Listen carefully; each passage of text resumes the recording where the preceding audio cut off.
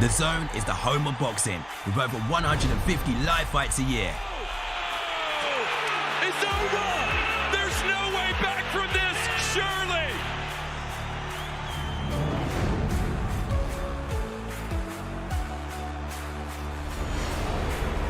Ladies and gentlemen, let's get ready to rumble! How do you like it? How do you like it?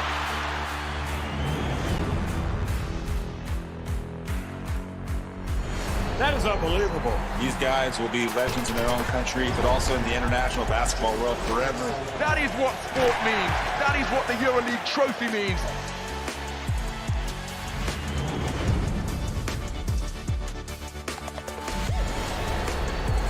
Are you not entertained? I'm not supposed to be cheering, but this is X Series. I can do whatever I want.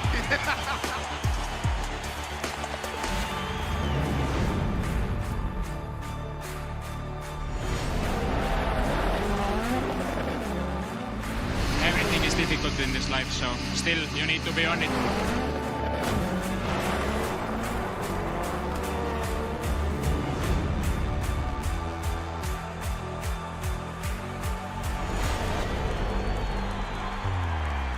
It all comes down to tonight.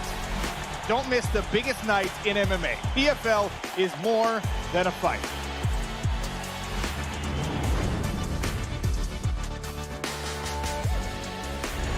Catching up on any NFL game is easier than ever before.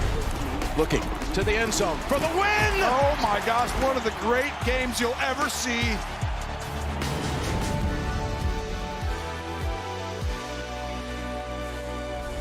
The competition is back, and the UEFA Women's Champions League looks set to be bigger and better than ever before. It's their time.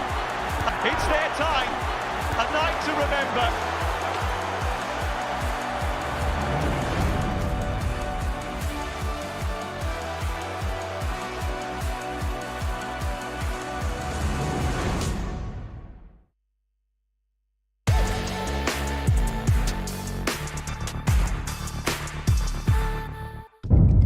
The following program is recommended for those 16 and over, as it contains sporting violence, possible bad language, and flashing imagery. Ladies and gentlemen, good evening and welcome. From the four corners of the world, to the four corners of this ring, the fight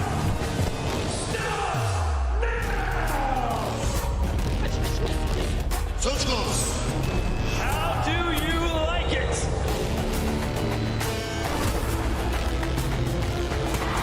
Off the shoulder. So aggressive, so focused. Look at these two guys. Still the undisputed champion of the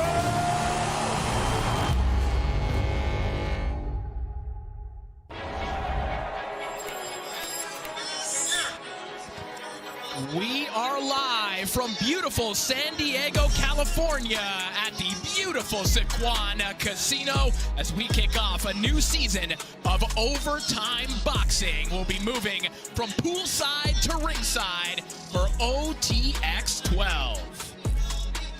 And we welcome you inside the Sequan Casino. We are expecting a packed house, bring the same energy that you can expect from Overtime Boxing here tonight. Hello everyone, I am Corey Yurden alongside Akin Barak. Pleased to be calling the action for you all night long here from ringside. And guys, it feels like just yesterday that we were calling the OTX Tournament Finals, and now we got a brand new season ready to kick off. Absolutely, and we're on the West Coast. We know things start early in the West Coast, so they end earlier, and the guys that we got tonight might even end earlier than we expect. Look, as much as I love Atlanta and our home OTE arena, it's not like taking a shorter road, especially when you're going to San Diego, 75 85-degree weather, no clouds. Guess where I've been prepping all week? Poolside. Well, as I said, we're moving from poolside to ringside.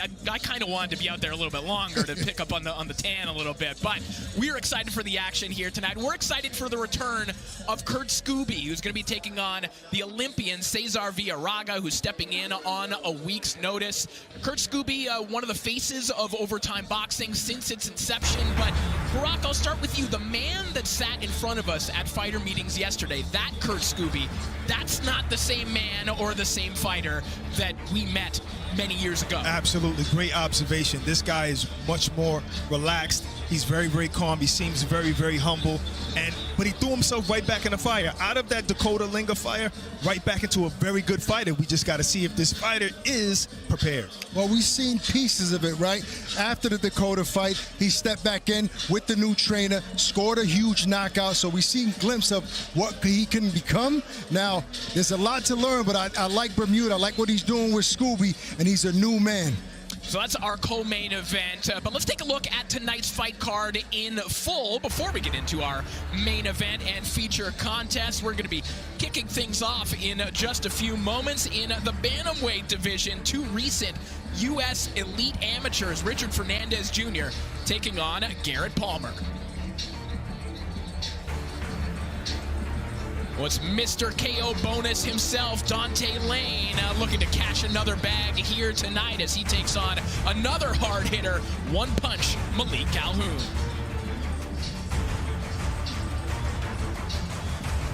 The aforementioned co-main event, Kurt Scooby back in action with a new trainer in Hector Bermudez as he takes on the Olympian, Cesar Villarraga.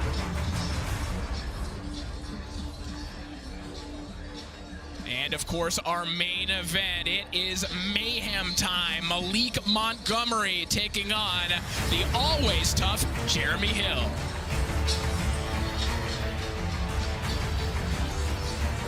And in our feature contest, the man who had a lot to do with packing the house here tonight, it is San Diego's own, the Magic Man, Johnny Mansour, as he takes on North Carolina's Marcus Bowes. So that's our card for tonight. Let's get back to our main event here, guys. Maliek Montgomery tonight back in action as he takes on Jeremy Hill, a guy who we've seen here on DAZN a number of times. We know what to expect from Maliek Montgomery, one of the best volume punchers in the sport, maybe one of the best pure action fighters in the sport. But that's not really the story leading up to this one. There were once again weight issues with Maliek Montgomery. They had to come to an agreement on the contract, and that's kind of clouded the main event a little bit. Absolutely. Look, we all know he's a very talented fighter. In this sport, talent will get you very, very far, but it won't take you to the echelon level unless you have discipline. Now, I'm not questioning his discipline. I don't know what went on in camp, but this is not the first time this has happened, so he has to make some decisions. Either get somebody in that camp to get things right or move up in weight class. He has to make that decision, but he has to shine tonight. Yeah, and of course, we're gonna question his discipline. But at the end of the day, he has to put that behind himself right now and focus on who he has in front of him, because this guy, Hill, is gonna come to fight, and he might spoil the whole thing. We'll get into the main event a little bit later on. Of course, there is a rehydration clause here in California. That was also a part of the agreement. We'll get into that a little bit later on. So Montgomery had to make weight again here this morning in addition to making those concessions. So we'll see how Maliek Montgomery looks here tonight. Will he be the same fighter that we've seen in recent times? Well, speaking of the rules, we've got some different ones here at Overtime Boxing. If you haven't tuned into our shows in the past, we do things a little bit differently as we take a look at the overtime rules. We have a KO bonus. If a fighter gets a knockout at any point in the fight, they are entitled to a bonus. The first and last rounds will serve as the money rounds. That's an additional financial incentive to close the show in the first and last round. And that last round, it could be an overtime round. If the scores end in a draw at the end of these scheduled rounds, the fighters will enter sudden death, an overtime round. If that round is scored evenly again, then the bout will result in a draw. Will we see an overtime round in this one? We shall see. Let's take a look at the tail of the tape for our opening contest. Richard Fernandez Jr. and Garrett Palmer. You see Palmer enjoying both a height and reach advantage in this one. Two 21-year-old U.S. bantamweights going at it young in their pro careers. And we are ready to get the action started, so let's send it up to our MC for this evening, Mr. Matthew Perino. Ladies and gentlemen, we begin our first bout of the evening. Introducing first out of the blue corner, put your hands together for Garrett Palmer.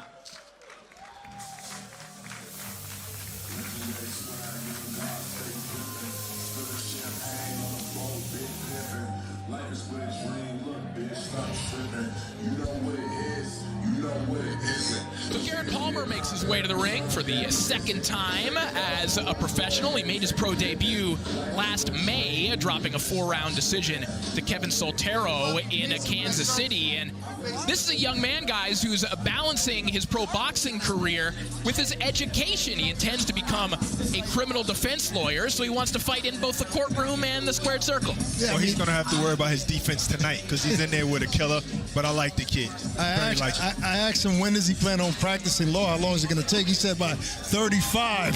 It's a long time coming. I mean, he's going to have to win a lot of fights. Garrett Palmer looking forward to his second professional outing. Not going to get any easier for him here tonight against the highly decorated Richard Fernandez. And his opponent in the red corner, Richard Fernandez.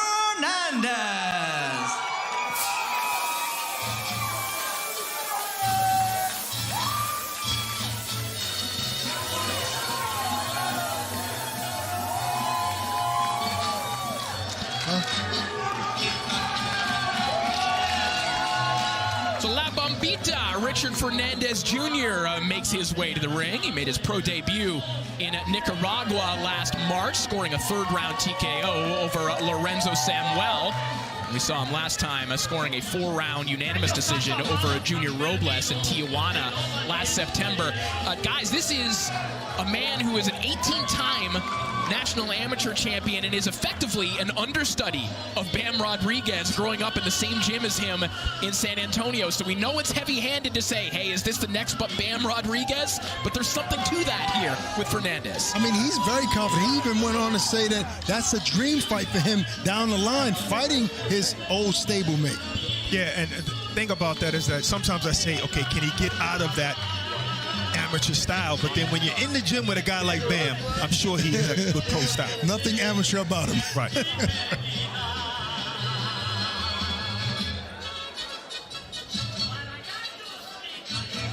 Ladies and gentlemen, this bout is 4 rounds in the bantamweight division.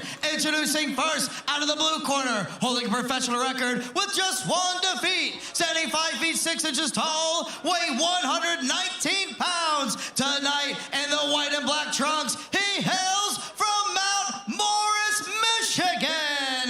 Here is Garrett Palmer. And his opponent, fighting out of the red corner, holding an undefeated professional record, 2 victories, 1 of his wins coming by knockout, standing 5 feet 4 inches tall, weighing 120 pounds. Tonight in the brown and yellow trunks, he hails from San Antonio, Texas, residing in San Diego, California. Here is Richard La Bombita Fernandez Jr.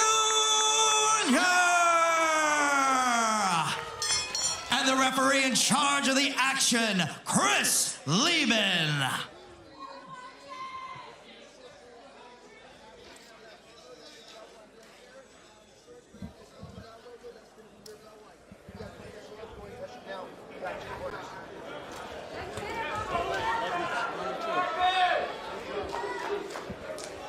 So we are set to go with a good-looking opener here in the bantamweight division. Richard Fernandez Jr., as mentioned, an 18-time U.S. National Amateur Champion. Garrett Palmer, pretty good amateur himself, locked horns with the likes of Abdullah Mason during his amateur career. We are ready to kick things off here in San Diego in this 4-rounder. You know, Corey, when a guy wins 18 national champions, it's a tale of his life. He started boxing way before he started competing. I'm talking about 5, 6 years old in order for you to win. Wow. Huge right hand there from Fernandez. Palmer walked right into that He came out aggressive and he got what he wanted. He's got what he was looking for. Palmer promised aggression in this fight, maybe too much aggression there, walking into the big right hand of Fernandez, and he just missed with another one. No, the problem is he's easy to beat time. He keeps doing those double jabs at the same speed. Huge left hook, and down goes Palmer a second time. Just a young fighter out of his league.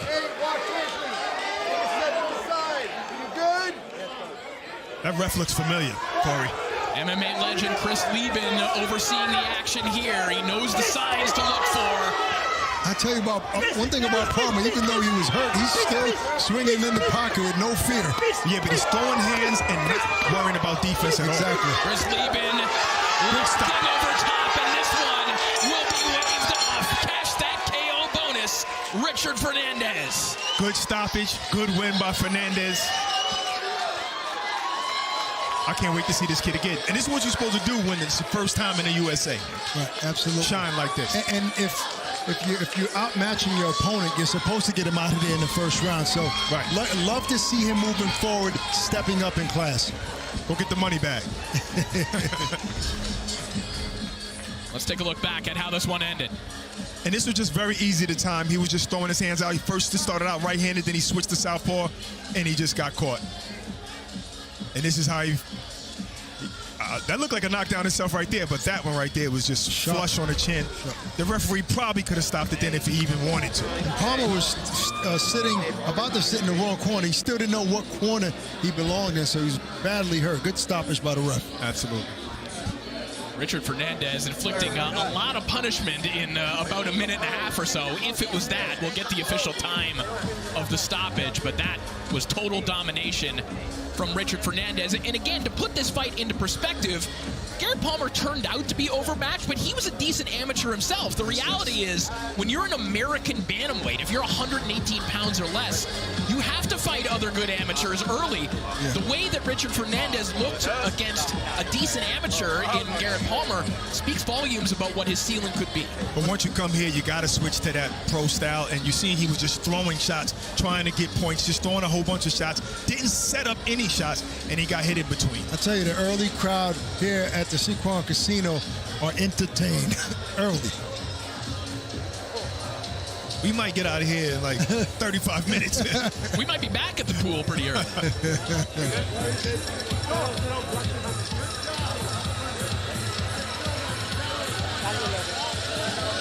Devastating stoppage victory for Richard Fernandez.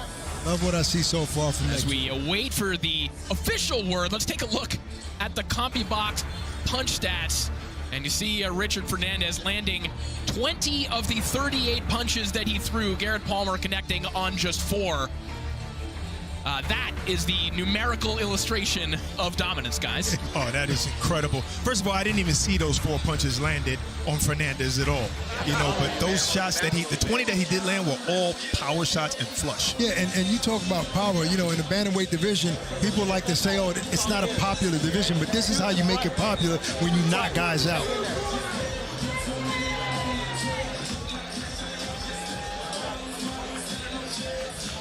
It looks like we are ready to make this one official. Let's send it up to the center of the ring. Ladies and gentlemen, referee Chris Lieben has called a halt to the action at 1 minute, 26 seconds in the very first round, declaring the winner by knockout and still undefeated, Richard La Bombita Fernandez Jr.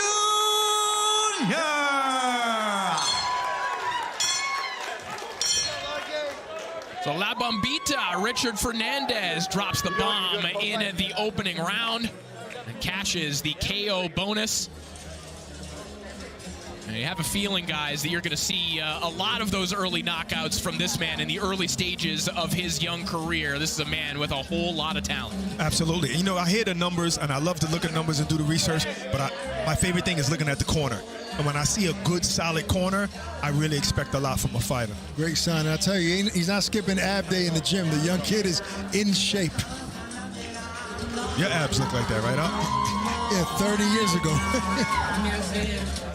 So the first fight in the books, and coming up next, we have Mr. KO bonus himself, the 6-0 Dante Lane, taking on another hard hitter in Maliek One Punch Calhoun.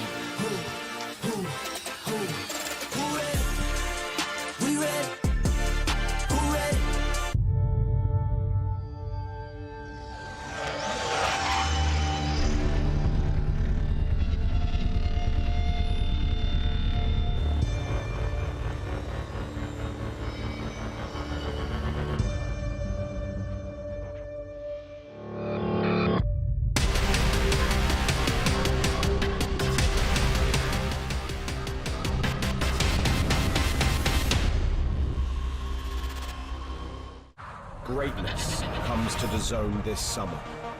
The world's best players will be summoned together to decide the greatest club on earth. Vinicius, great chance to score. Goats will battle Wonder Kids.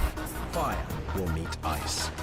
From Boca to Bayern, PSG to Palmeiras, 32 clubs from across the globe will compete to be crowned Rodrigo, what a strike that was. world champion. And this summer, Haaland won't be watching from home, but you can, on DAZN. In every country in the world. FIFA Club World Cup. Watch on DAZN from the 14th of June.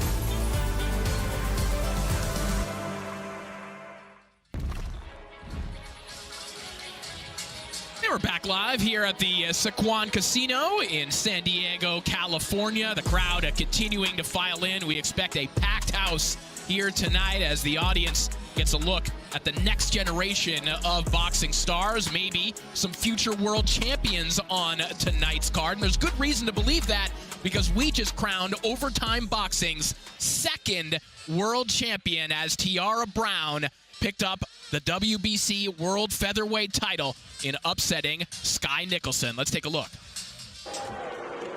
Robert Bridges scores this bout 97-93 for your winner by split decision. And the new WBC Featherweight Champion of the World, Tiara, the Dark Menace Brown.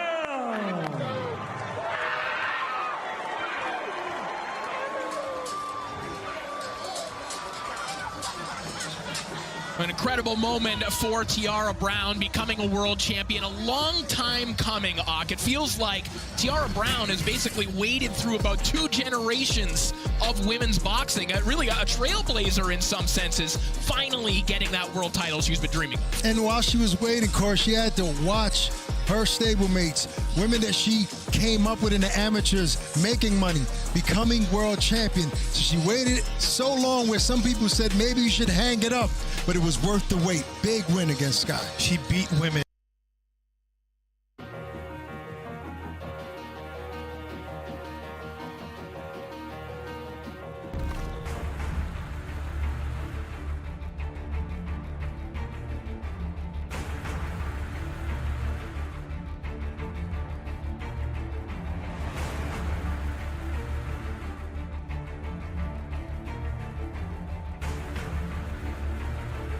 Getting the biggest opportunity of his young career here tonight.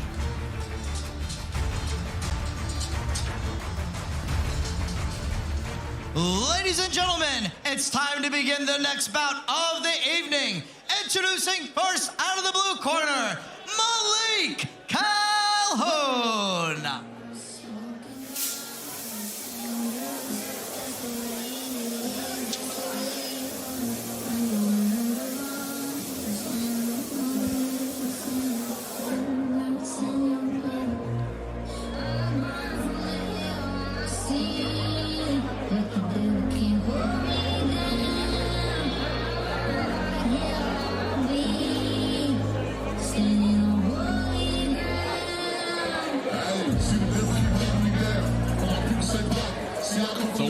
punch, Maliek Calhoun makes his way to the ring. This is a man who gave up everything to pursue his dream of becoming a professional boxer. In and around the age of 20, 21, he packed up his car and moved from Kansas City to the Fort Worth area, where he now trains at the Faith, Hope, and Gloves Gym. And Calhoun is one of those guys that you get a soft spot for when you meet them in fighter meetings.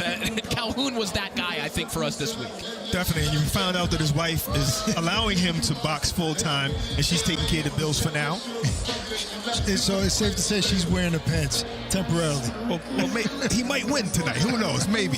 He also fun to know that he boxed Dante Lane before. He actually sparred with him a couple times. Well, let's take a closer look at the man he'll be in the ring with once again here tonight, Dante Lane. Opponents should fear me because I'm Dante Payne Lane. Oh, down he goes, and he is out. What makes me one of the best fighters out of New York is straight willpower. The will to win, the will to stay motivated, stay focused in the gym, and out the gym. This is your life at the end of the day.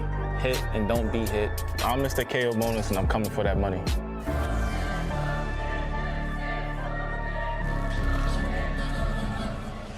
And his opponent in the red corner, Dante Lane.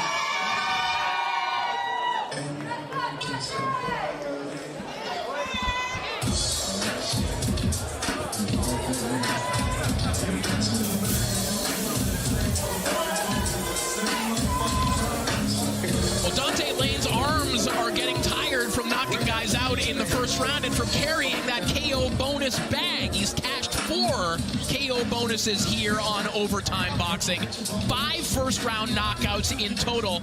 Last time out, he scored a 4th-round TKO victory over Pacino Hill in New York. He finally had to get out of the first round. And he wanted that pressure off of him, because there's a lot of pressure. We all saw it happen with Berlanga. You don't want that type of pressure as this class steps up. Absolutely. Good sportsmanship right now. I hardly ever see that, where one guy goes over, comes in the ring, and daps up the other fighter. 2 hard hitters in the 168-pound division as we keep the action rolling here in San Diego.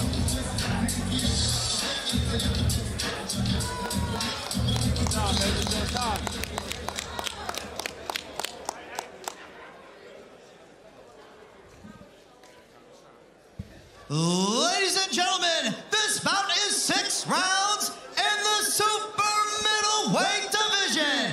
Introducing first, out of the blue corner, holding a professional victory of 3 wins, 2 losses, 1 draw. 2 of his wins coming by way of knockout. Standing 6 feet 4 inches tall, weighing 166.8 pounds. Tonight in the black and white trunks, he hails from Kansas City, Missouri.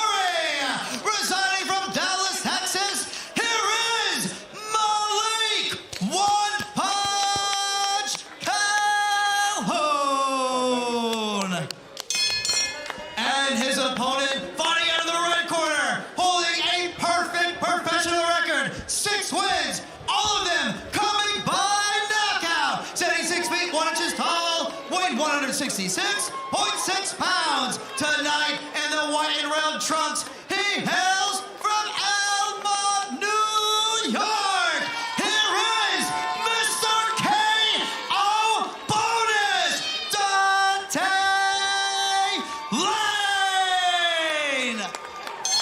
And the referee in charge of the action, David Sullivan.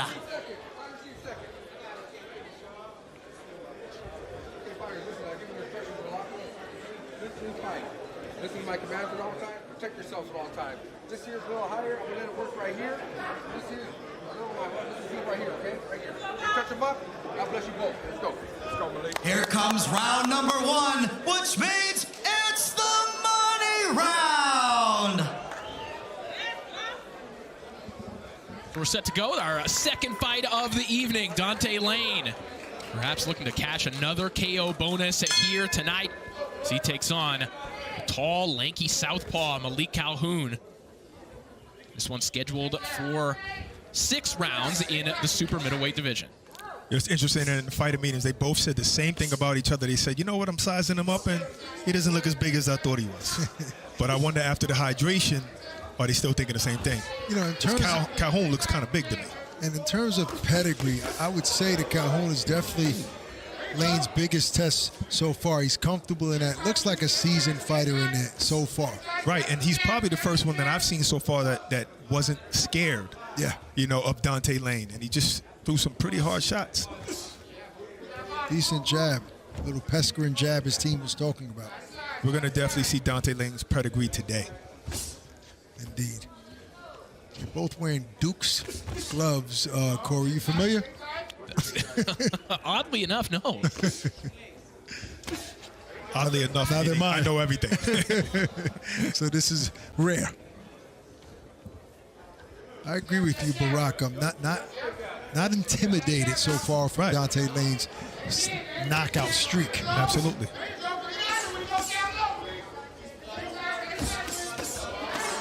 A shot to the body there from Lane. Lane's been targeting the body here early on. Understandable, given that 6'4" frame of Calhoun. And listen, I see nothing wrong with he's going to fight guys that are more comfortable in it as he progresses. He needs fights like this. Right. And it's early in the round, but as of right now, they both kind of felt each other's shots, even though they got the high guard and it might be getting partially blocked. So they're already making their assessment, okay, whether they could take it or not. Right.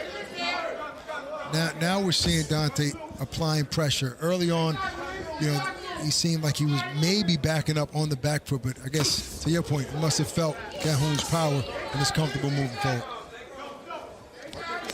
Or maybe he's like, you know what, he's busier than me. I got to win this round. I can't let him steal this round from me. Right.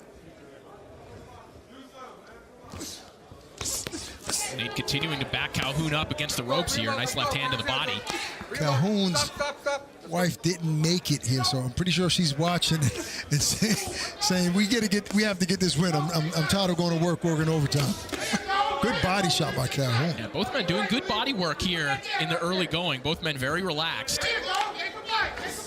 Lane's had a couple of stretches here in this opening round where he's been able to walk Calhoun back, but Calhoun has looked threatening. What he has thrown, it looks heavy, it sounds heavy, even when it's connecting on the gloves of Dante Lane. Yeah, absolutely. And even that right hook to the body was pretty hard. I think Dante's trying to get his distance together. Now, what's landing for him is the jab to the body. But he's not able to really connect upstairs because of the height of Calhoun. I like the matchup so far.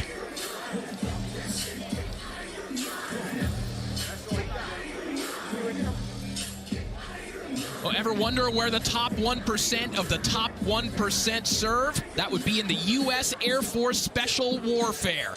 It takes an exceptional individual to go where others won't and put their life on the line doing what others can't. If you think you have what it takes to join this elite team of heroes, head over to airforce.com/special warfare to learn more.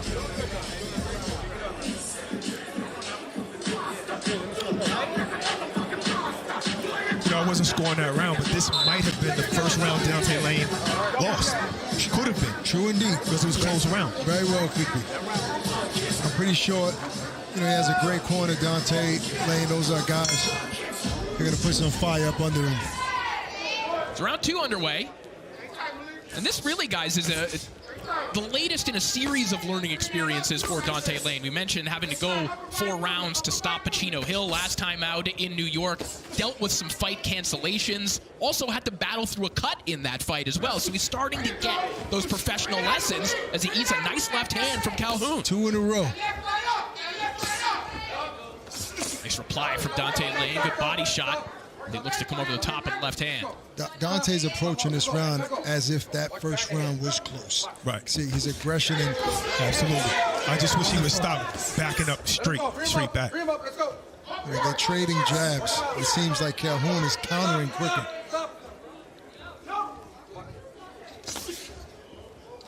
Calhoun trying to slip inside with an uppercut. Lane still targeting the belt line of Calhoun. Hands are free. Let's go. Free him. Let him go. Let's go. Very competitive fight. These are two guys with very different upbringings in the sport. As we mentioned, Calhoun, kind of one of these DIY guys who just jumped right into the sport in his 20s. Dante Lane, 74-11 as an amateur. Calhoun says he was a natural when he stepped in the gym. People were saying, listen, you're good at this. Started at, I think, 21 years old. And we all know that's late in this sport. A double right hook a moment ago there from Lane that comes over the top of the left hand. Stop. Box.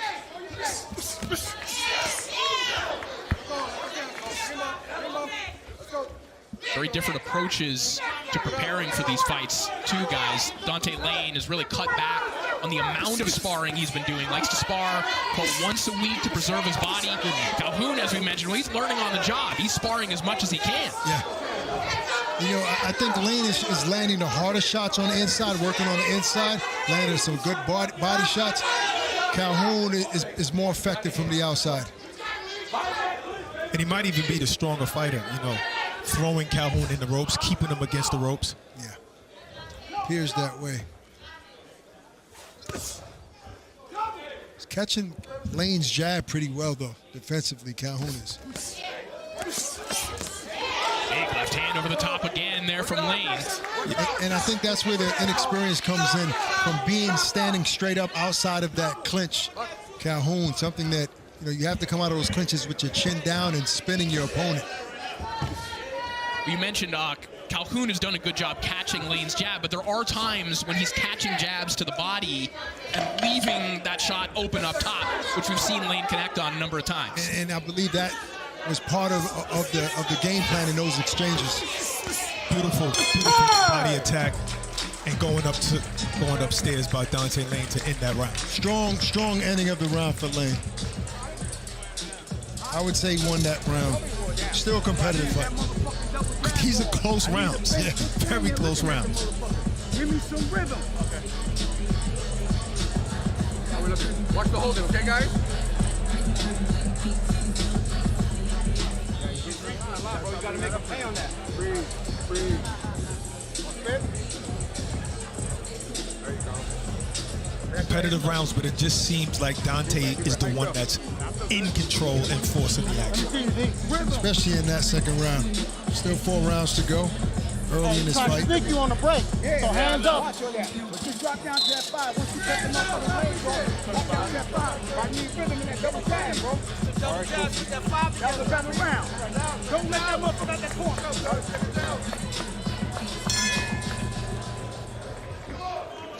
Round 3 underway. Dante Lane and Maliek Calhoun. Pretty competitive fight thus far. The most competitive fight of the young career of Dante Lane thus far. Yes.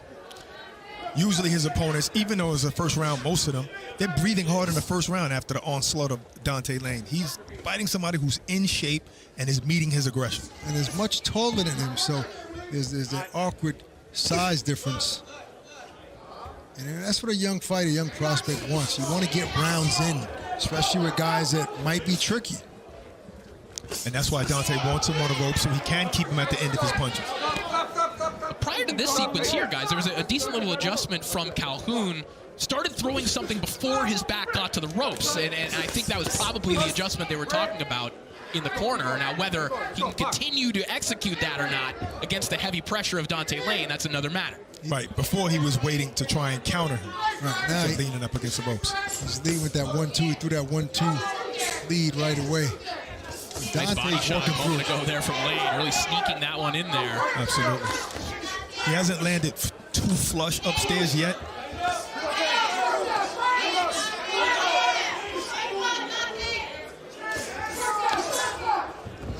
Nice uppercut there from Lane. Good body attack from Lane as well. Very composed work on the inside here from Lane. And believe it or not, guys, he's showing good defense in the pocket there. Rolling, keeping the chin down. Using that elbow. He's just not letting his hands go enough, and I'm talking about Calhoun. Yeah, not answering back. You got to meet fire with fire. I think Lane needs a little breather. He let a lot of punches out there. That's exactly what it was. Lane now assuming the spot that Calhoun has spent a lot of time in throughout this fight. Listen, Lane doesn't spar much for his fights, sometimes once a week only for these camps. Wow. His trainer said, saving brain cells. Can't be upset with them. I'd like to see a couple more feints from Dante so you can get in there because she's not reaching him up top. Good check hook. Check hook getting there before the left hand of Calhoun. A nice shot as Lane tried to step in. Yep. There's a good left hand to the body from Lane. A nice short shot downstairs. Now brings the right hook behind it. And Calhoun is trying to answer with that left hand in the pocket with no fear. Very confident. No question Dante's biggest test of his career. Still passing though. So far. That looked like a Dante round to me. Fair to say, but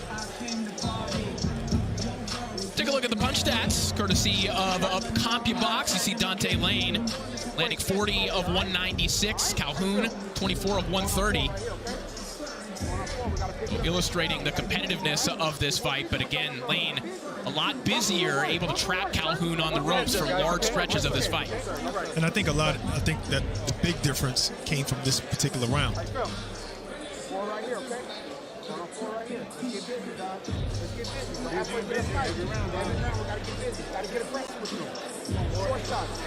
Rock, what kind of advice do you think Calhoun is getting in the corner? Stay long, use your feet, don't be first. You jab first, don't wait for him to come in, but stay off the ropes.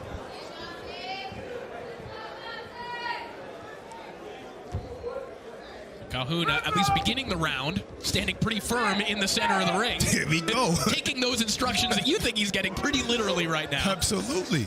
Has that football background. He played football, is very well played corner, receiver. Let the jab go, Calhoun. See, and that's the thing, the waiting. I just don't like the waiting.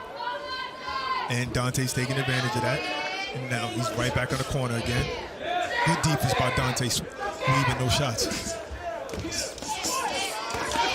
Good work there from Calhoun. Lands a nice shot to the body, but Lane coming back with some thunder of his own. Great exchange. Nice. I think Calhoun is just comfortable firing off the ropes. He thinks he's good there. He thinks he could probably hurt Dante Lane, and he goes right back to the ropes. Not a good spot for him because Dante does some good work when Calhoun is on the ropes. But I tell you what, Calhoun's record is very deceiving, guys. At 3-2-1, this guy looks like a pro that's been in the ring more than 5-6 times.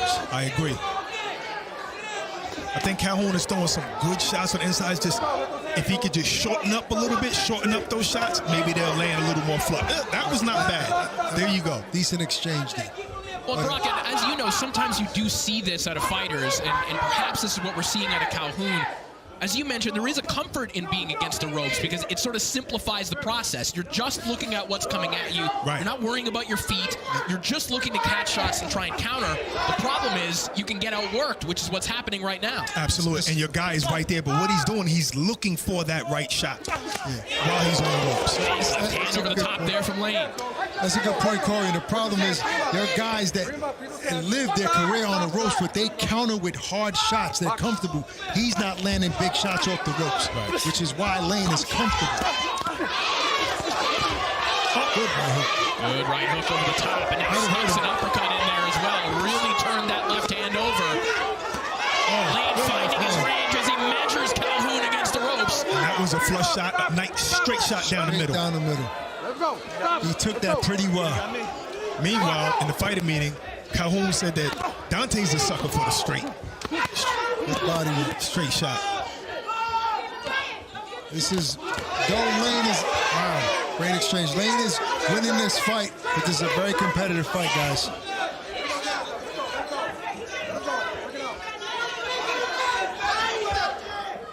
When you look at just the talent level of Calhoun, he's certainly one of those guys where you think, if he'd come to the sport a little bit earlier, had a different upbringing in the sport, what could he have become?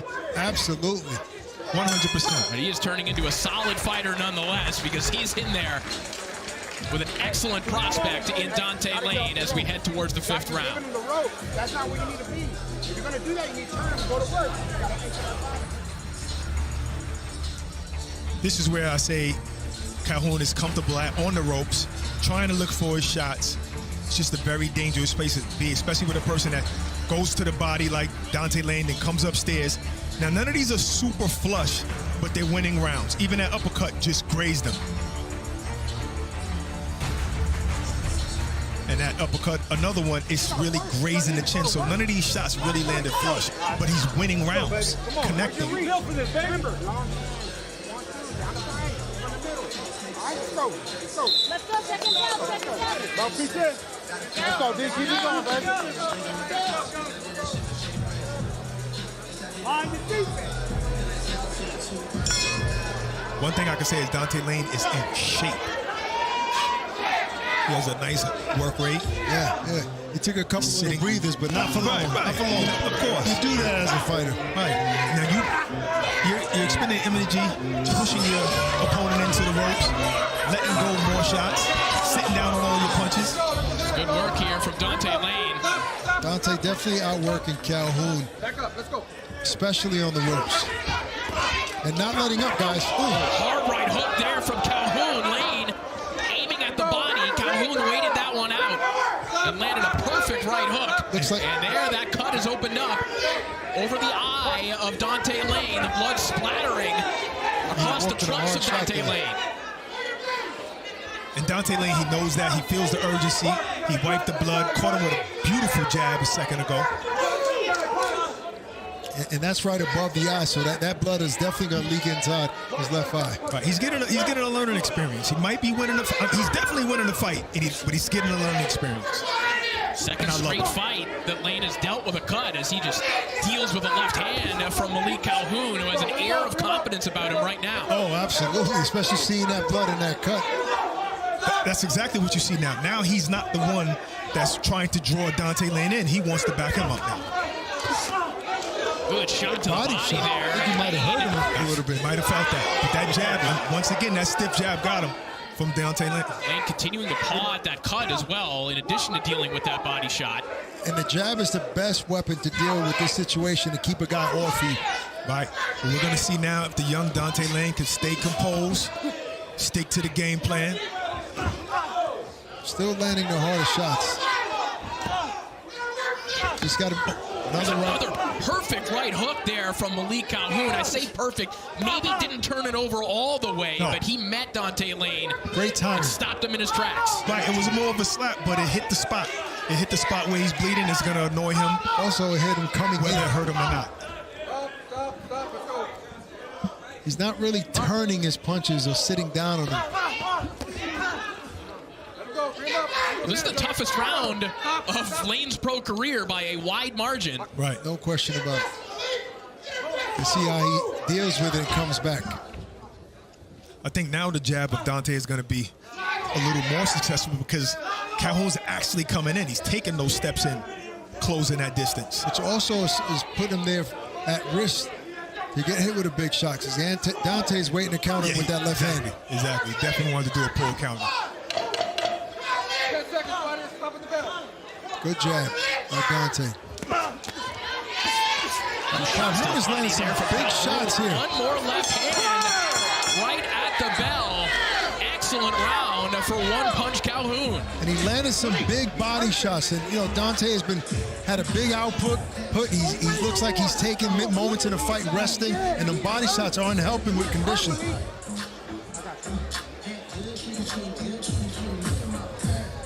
Last round, guys. We're gonna touch the gloves, okay? How you feeling? Okay.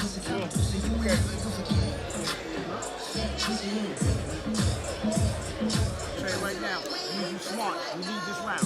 Okay. We need this round. I need you fucking smart, bro. Got 3 minutes?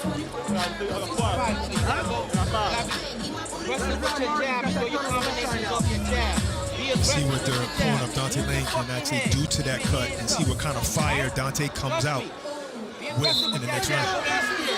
Stay smart, bro.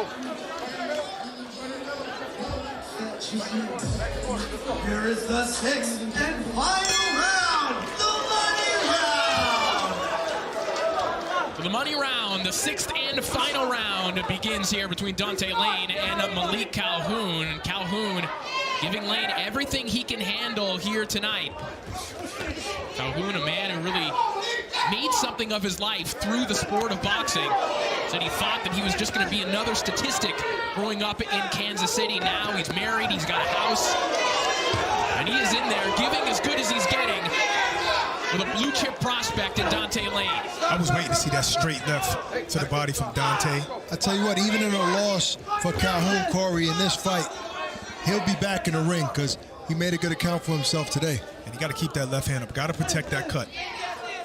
Throw those power shots, bring that hand right back. Those shots are arm shots, and that's why they're not hurting Lane. It's the right hook that Calhoun is open for, but Dante's trying to hit him with that overhand left. Calhoun's corner is put some confidence in him, and they told him, listen, you got to let it out all in this round.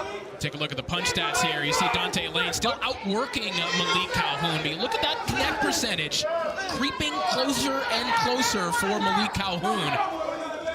He's connected on 53 of 255. Right, he had a great round last round, but is that going to be enough for the judges to give the victory to him? He's letting some big left hands coming in this there round. for Calhoun. You wonder if Lane is having some difficulty seeing these shots at this point. He's not reacting quite the same way. That's a good point, and he's throwing shots, you know, from the wrong distance, and I'm wondering why. I think he's a little tired right now, so he had 5 tough rounds. I mean, he hasn't had a fight like this in his career thus far. Still, big left hand by Lane landed there. I bet he got some blood on her khakis here, Brock. Got a little close. Lane getting close with that left hand there a moment ago. I got shorts under these. I'm good. Great learning experience for Lane.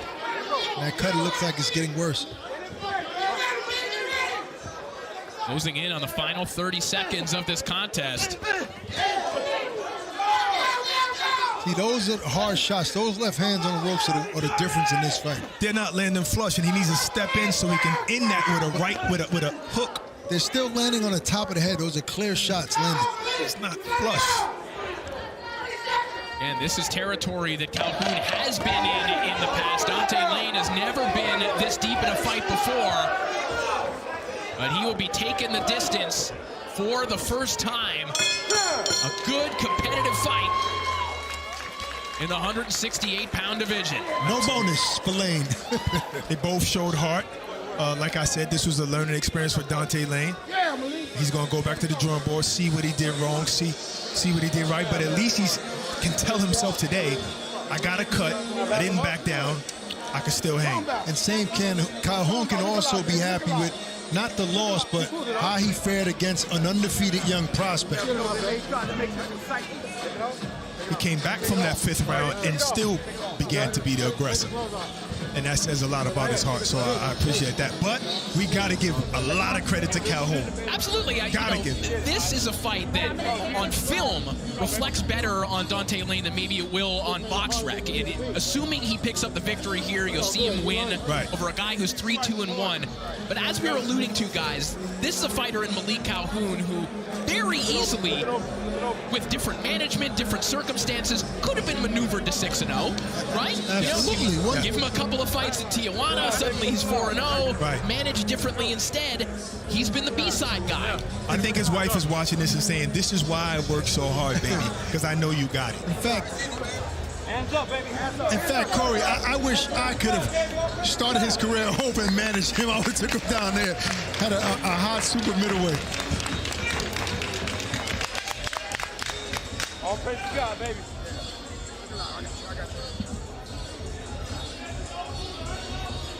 Facing a little adversity Lane has, but I believe he's done enough to win this fight. Right. More than likely, he pulled away the win. But I do think the first couple of rounds were a little competitive and a little close, so you don't really know. It's like The scorecards are in the hands of Matthew Perino, so let's send it up to Ladies and center. gentlemen, let's have a hand for these two incredible warriors. After 6 rounds of action, we go to the judges' scorecards for decision. The judges score the contest 58-56, 58-56, and 59-55. All for the winner by unanimous decision. Out of the red corner, and still undefeated, Dante Lane. So Dante Lane had to battle through it, but will remain undefeated. You heard the scores, 58-56 twice and 59-55. That's a well-scored fight as well, guys. I agree. Once I heard the scorecards, I knew exactly who won. And he's upset. Calhoun's upset. More so his corner. And I understand that, but just because you had the bigger moment doesn't mean you won the battle, you know? And that's what I think it is. Yes, he had the bigger moment, but... And probably the biggest round. Round 5 exactly. was the biggest round for either fighter that in was this his fight. moment. No that question, whole round. but this sport that we love so dearly is judged by rounds. Once the rounds are in the bank, you can't take them out. Let's take a look back at some of the highlights from this one. Both men throwing bombs for 6 rounds. And it started early in the first round. Yeah, and this is how Dante Lane comes out. He comes out aggressive. He comes out pushing his opponent back. He loves to go over the top with that left hand. He just wasn't landing that flush, but he was the aggressor. I'm sure the judges was looking at this like, okay, he's winning this fight. He's pressing the action.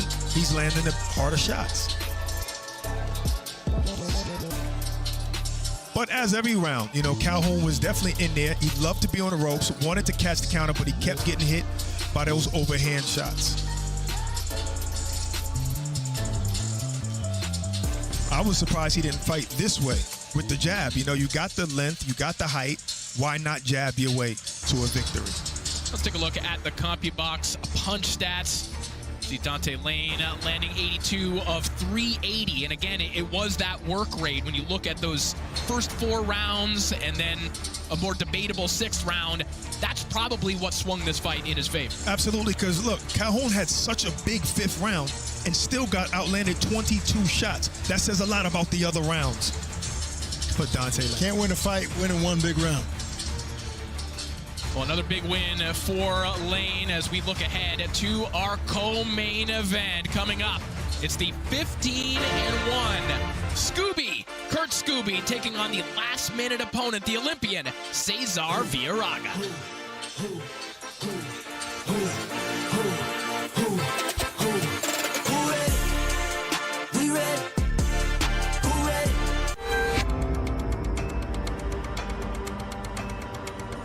When you're the first to arrive, it's not enough to be ready. You have to be relentless. They call us one-man air traffic control towers, but we're more than that. We turn hell into an airstrip and clear the way for others to follow.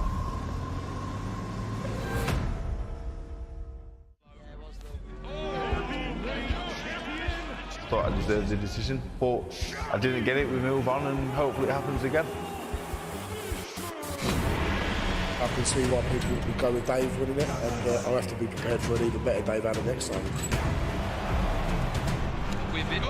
His ceiling's been shown now. And Dave Allen here is upsetting the odds. He's lucky the fight never got stopped. I'm surprised he got the dub.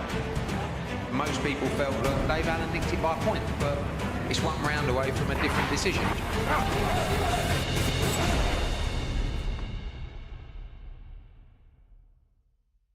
The game-changing league. The best quarterbacks for tomorrow's stars. Ridiculous athletes is OT7. Featuring the top young ballers. You are out of your mind. Making grown man plays. Football is king. Are you kidding me? And these are the princes.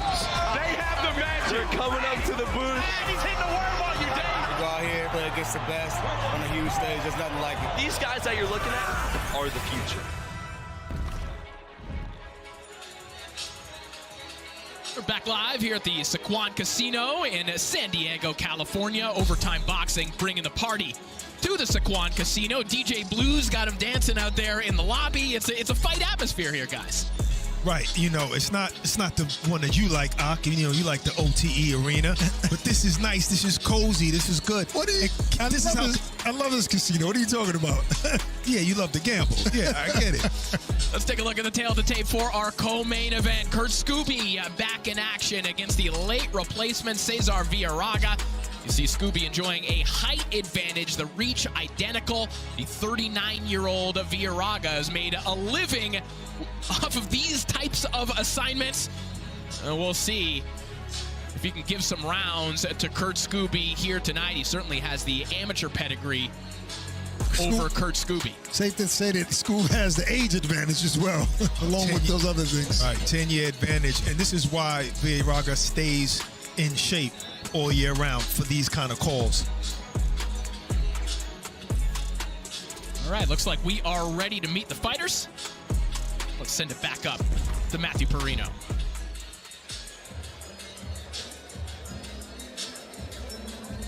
Ladies and gentlemen, we move on to the next bout of the evening in the lightweight division. Introducing first out of the blue corner, put your hands together for Cesar Villaraga.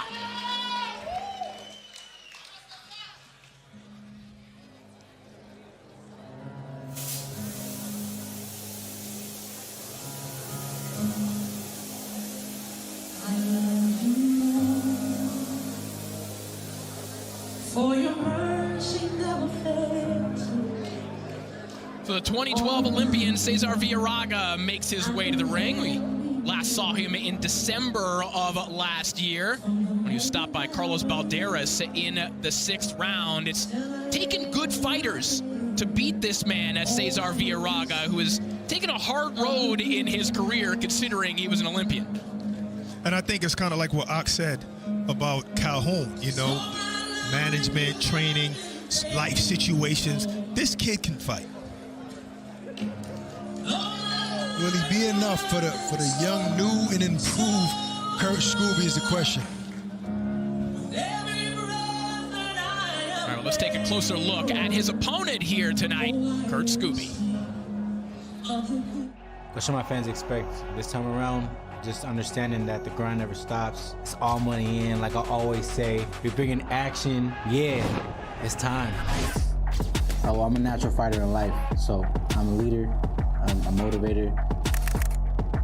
He ain't gotta be scared of nothing. He's gonna see. He's gonna see what's up. That's it. All money in, baby.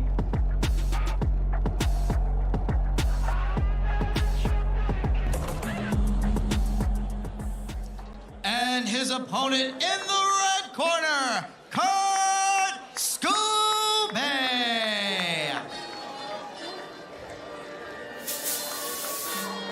Right.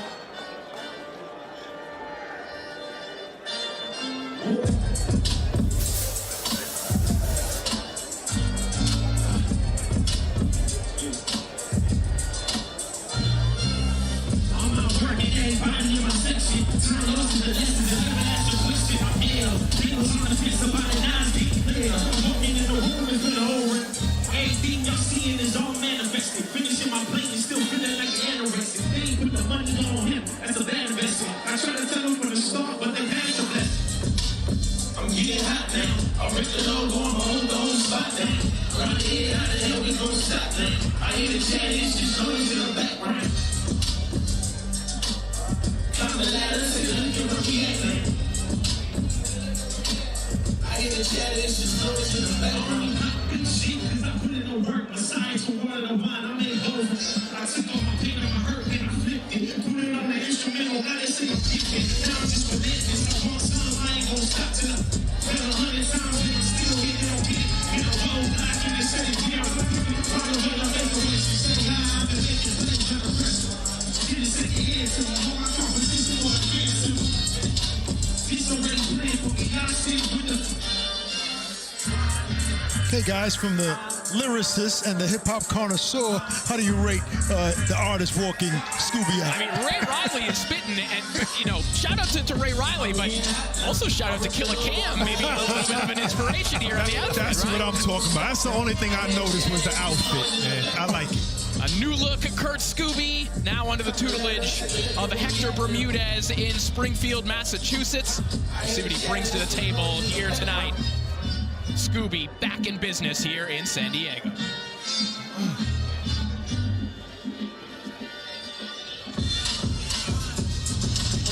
Ladies and gentlemen, this is the co-main event of the evening, scheduled for 8 rounds of boxing in the lightweight division.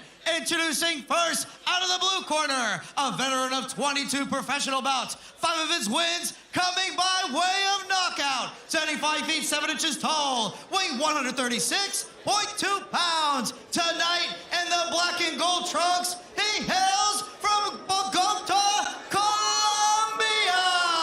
Here is the 2010 gold medalist, Cesar El Cafetero Villaraga. And his opponent fighting out of the red corner, holding a professional record, 15 victories with just 1 defeat. 13 of his bouts coming by way of knockout. 75 feet 9 inches tall, weighed 136.8 pounds. Tonight in the pink trunks, he is the 2019 Golden Gloves champion from Dorton, California. Here is Kurt Scooby. And the referee in charge of the action, Rudy Barragan.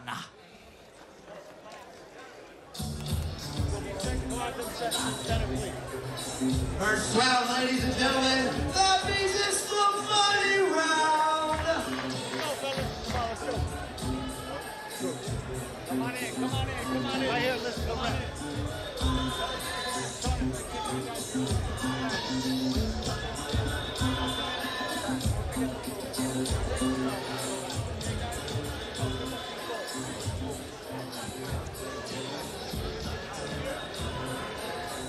We are set to go with our co-main event, Kurt Scooby and Cesar Villaraga. Scooby coming off a 4th-round TKO win over Ramiro Hernandez in Belgium last October. Villaraga, as we mentioned, was stopped last time out by Carlos Balderas.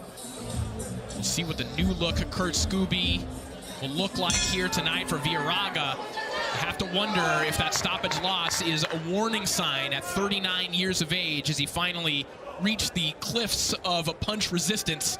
Kurt Scooby will certainly test that here tonight.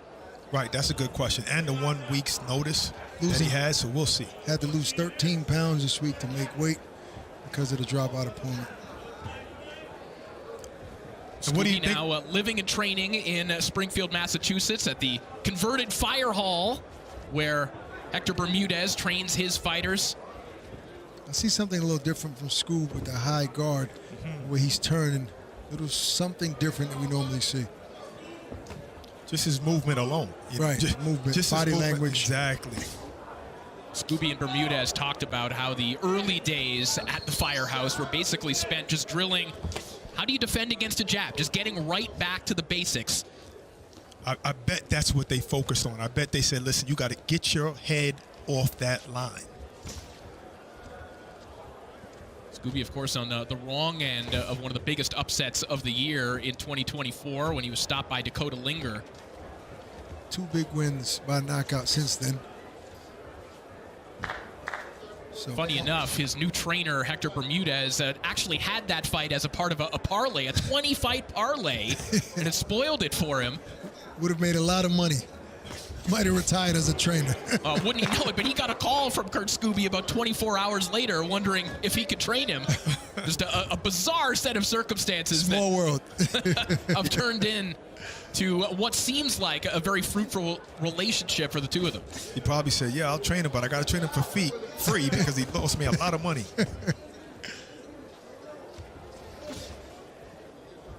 He's trying to throw that jab from certain angles, Barack. You're right, keeping his head off the line. Yes. I love it. I love the movement. Well, But nothing's coming at him really right now, so we got to see. And he hasn't created the distance yet to land those Scooby-like combinations. Okay, right. But that jab to the body was nice, though. Very good. Very well placed. Well, Scooby told us in fighter meetings that in addition to the technical changes that we're obviously seeing just in his upper body movement and his approach, the mental approach, that he used to kind of take that old football mentality of just pure aggression and physicality and carry that energy into the ring. Now he says he wants to be relaxed and humble when the bell rings. Right. You have to pace yourself in this sport, especially as your competition gets better. You're not going to steamroll everybody. Double left hook there from Scooby a moment ago. Finished up with an uppercut that popped the head back of Villarraga. He acknowledged as such. Sometimes when strong fighters find out that they can't knock everybody out, they realize they got to add more things to their game. Which is what he's done. Yep. And is doing.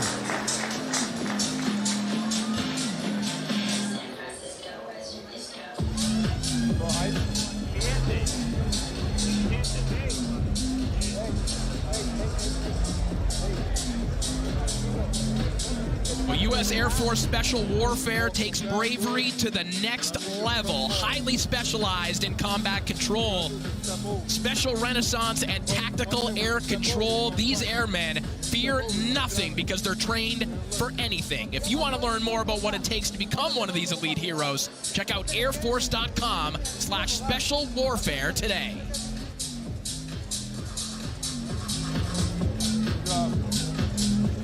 Everything. I love it. All right, let's go. Seconds out.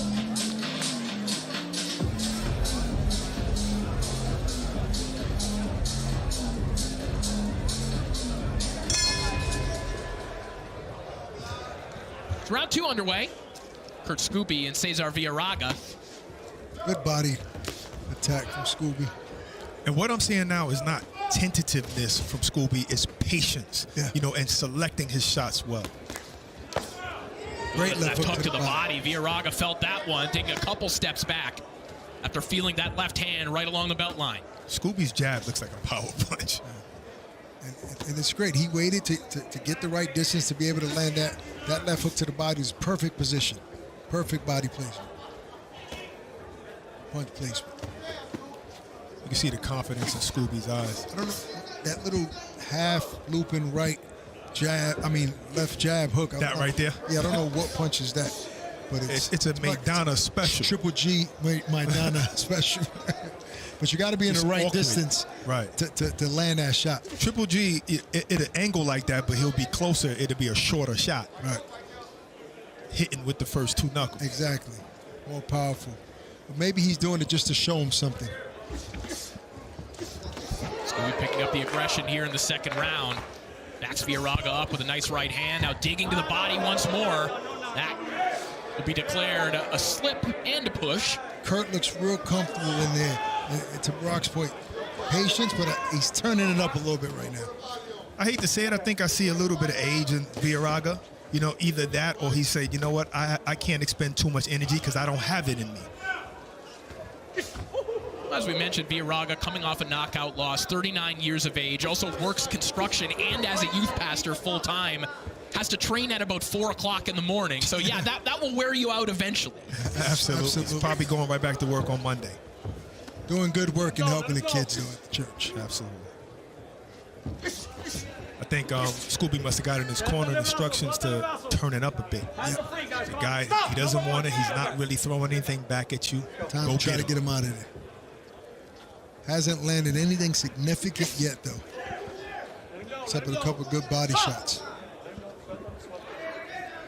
Scooby still thinking about that big left hook. Hasn't been bothered by the jab of Villarraga. And again, going back to the basics that Hector Bermudez wants to instill in Kurt Scooby, that is kind of plan A. 100%. Your basics. Ooh, nice counter right hand over the top there from Scooby. Scooby talked to us about sparring with Haney. Huge uppercut! Flattens Villarraga. Wow. This is why he walks with this kind of confidence, because he knows he has the eraser.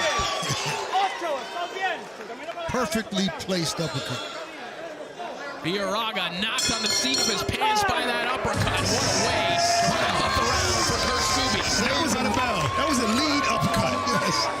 don't normally see those. Wow. You know, Scooby, there he goes. I mean, he just set him up with that. That was front so hand sharp. uppercut with that much power. So sharp. Beautiful. Stepped in. He grazed him. It wasn't even flush. I'm right on the chin, just like barely, but power was there. That's the shot you drill on the mitts, but you're like, this is probably not ever a real fight, right? No. What a shot. To be able to generate that much power from that angle, that was just a beautiful shot. Kurt talked to us about going and sparring with Haney and then being taken out to dinner, thinking that his father and their crew were going to jump him because he put so much good work in that sparring session.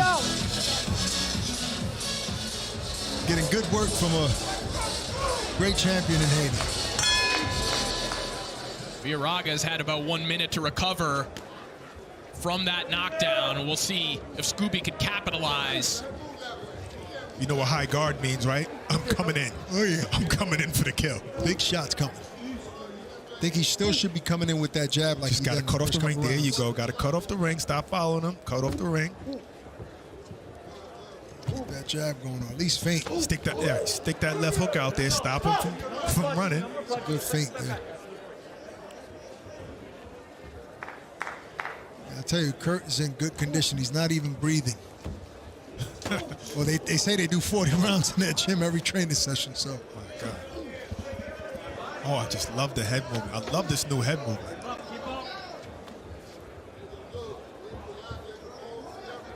Scooby really picking up the foot pressure here in the third round. He just missed with that right hand over the top. Just got to put a leash on that left hand, Kurt. Not making it so wild and so wide. We know it's powerful. Yep. Oh, switching southpaw. Scooby's still trying to find some openings. That left uppercut that landed the last round was good. Still hasn't found it. Created with the jab. Right. Created with, yeah. Yeah, that's what I'm saying. You have to walk in with the jab or something. Oh, he's just, it's almost like you're telegraphing, okay, I want to hit you again with this, this left uppercut. He landed some good body shots, too. I mean, he needs to keep him on the ropes, cut the ring off a little bit better. Villanueva not offering anything to keep Scooby off of him. He's hanging out around the perimeter. El Cafetero, he calls himself. He's basically allowing Scooby to walk in. With no fight coming his way. He got to let his hands go inside.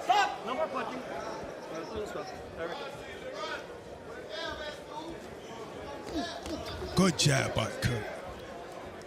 That's the double jab that you were talking about for the vast majority of this round. He's just been kind of wading his way to the inside, tucking behind the high guard. Right. Or he just missed with a right hand again. He's trying to find his range. You don't want to fall in love with the power shots. Great. Make room for your power shots with the jab. I tell you, great tailor. Great tailor. I like Scooby's trunks. Like Corey said, it's Killer Cam version. But I'm really digging Scooby's head movement. He's not just moving just to move like some fighters. Right. Maybe put a couple punches together once he gets him on the rope instead of one shot at a time. See just the right hand. weight of that right hand. That was blocked, but it still moved Villanueva back. Exactly. All-out pressure from Scooby here in the third round, but Villanueva got his legs underneath him once again. Seems like he's just trying to evade shots and doesn't want to engage at all. Scooby's going to have to cut that ring off and really open him up to landing big shots. And this is a learning lesson from him. How to get a guy like that out that's moving and doesn't want to engage.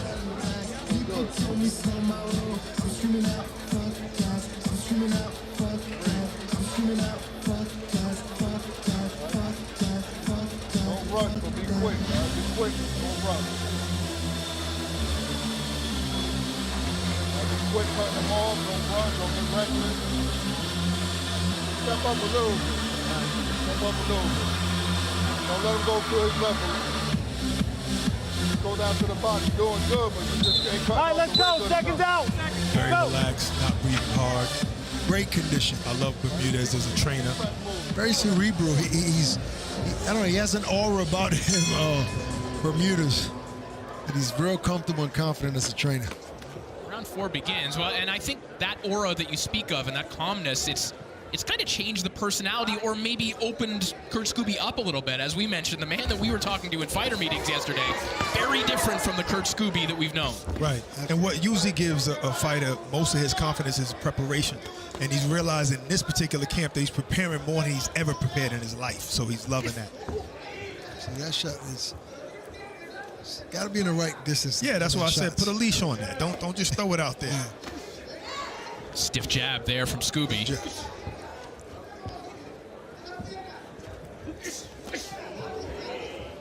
I think Scooby, to a degree, guys, after that knockdown, is fallen in love with the idea of scoring the one-punch knockout immediately. Right. Fighters usually resort to that when they land a knockout. They score a knockout. But his corner will straighten him back up right away. There it goes again, Barack. And that was a perfectly placed punch. Those don't come that easy. You got to set those up. So, like right here, you're in range. Where's the jab? Right now, you're in range. There we go. Jab. Boom. Nice right hand. That one buckled the knees of Villarraga. I see the body shot is the one that's going to be effective, in my opinion, here, guys. I think Villarraga saying, hey, if he's not going to punch, I'm going to try and steal these rounds by throwing my hands. So smart by Villarraga to let his hands go. No mustard or no shots. You need to spin out of that corner. No more punching, guys. No more punching. Let's take a step back. Take a step back. See Scooby just threatening with that left hook. Yep. Not able to let it go. There's Villarraga with a nice uppercut on the inside, but a harder body shot there from Scooby. Villarraga complaining about a potential low blow. The referee disagrees, and Scooby now all over Villarraga. A deep breath from the 39-year-old as he's absorbing some heavy shots down low. Yeah, he's hitting that belt line. I wouldn't call that low. Referee's ignoring that. And he told him where he was going to allow him to punch. That's right. Those are clean body shots, guys. Just as those are. Keep him up. Good work by Scoob here on the ropes.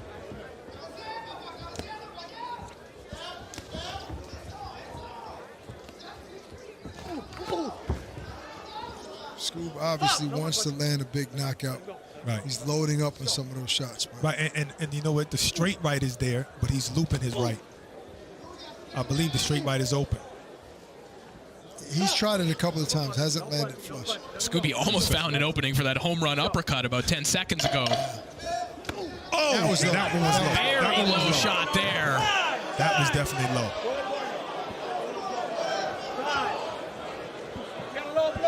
And Villarraga understandably in agony. Yeah.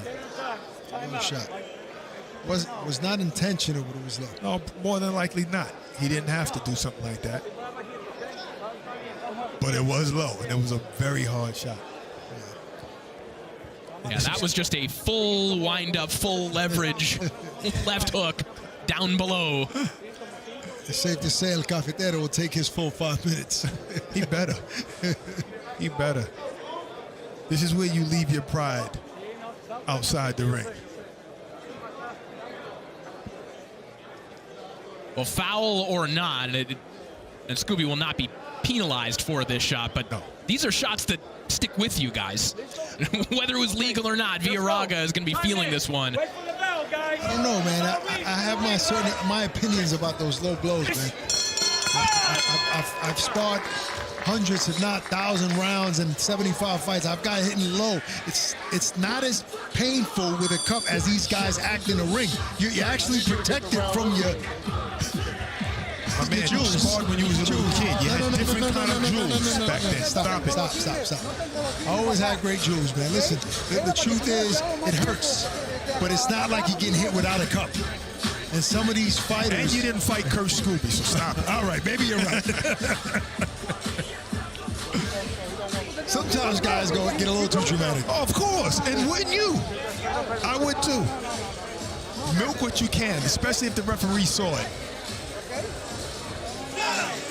Now he's in position to work on the inside before he gets a chance to grab.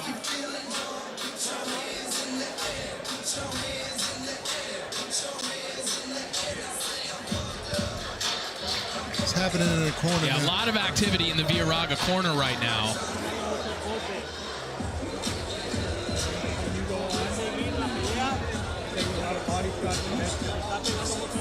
I'm confused. Is he still complaining about that low blow? I think it's his way out, guys.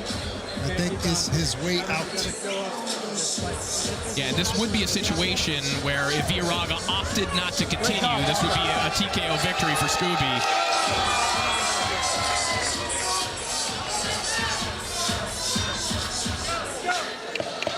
Looks like we will continue, though. Okay, here we go.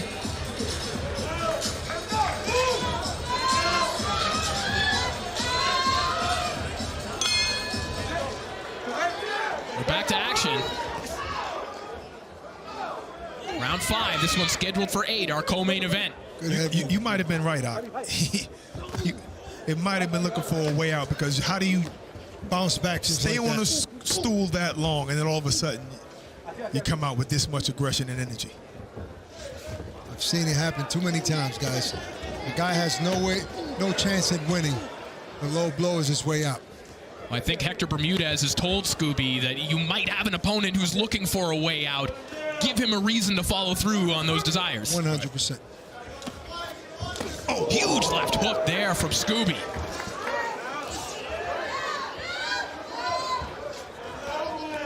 See Villaroga really overcompensating when Scooby gets to the inside, trying to guard against that body shot. Just gave us a quick smile, Scooby, while they was tied up.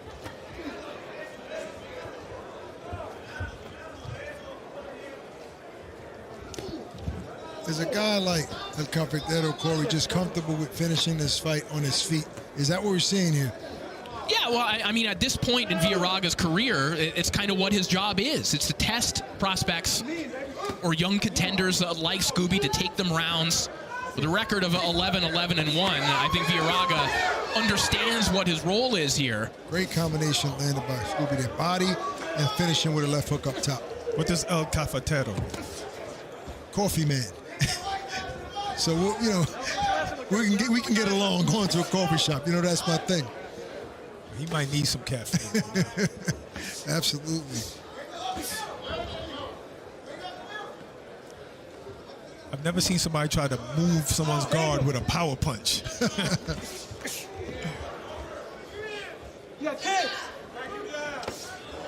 Hard body shot there from Scooby, right on the belt line. It was very close, but not low. Yeah, but the thing is, when you land a low blow, now the referee's... This one's going to be waved off. The corner of Villaroga not liking what they're seeing, and that is it. Kurt Scooby with another knockout victory. And we've got blood on our bout sheet. Yes, blood from the nose of Villaroga, because those shots were very, very hard.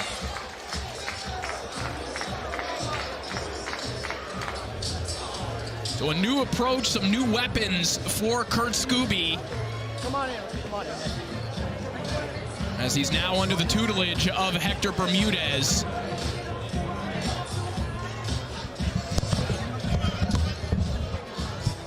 Second straight stoppage loss for Cesar Villaroga as we take a look back at some of the highlights.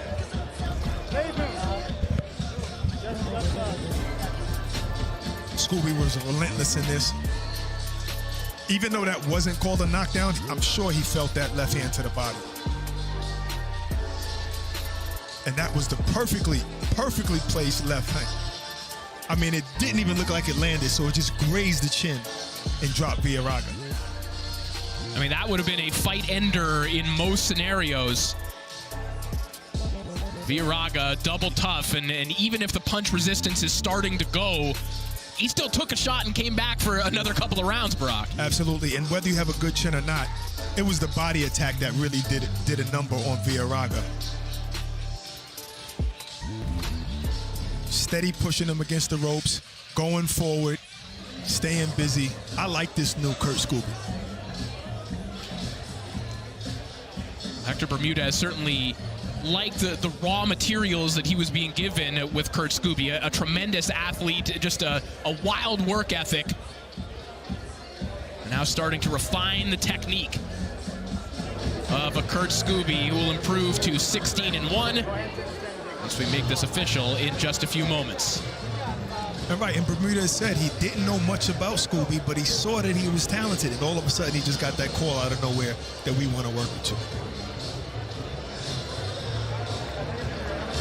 right, let's make this one official. Let's send it up to the center of the ring. Ladies and gentlemen, the bout comes to a halt at 2 minutes, 14 seconds in the 5th round. Due to the advice of the corner, this bout has been stopped, and your winner by knockout, Rocco Scooby.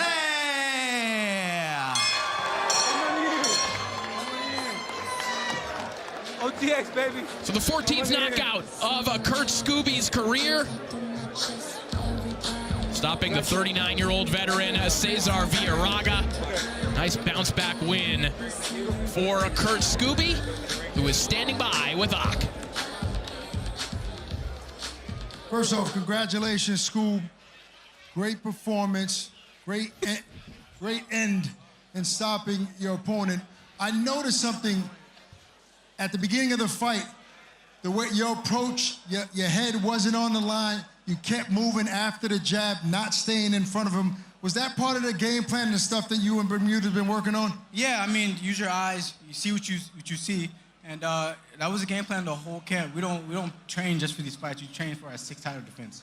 Also, conditioning looked really well in there. You weren't breathing at any point, breathing hard throughout the fight. So obviously the raw work that you guys talked about is paying off.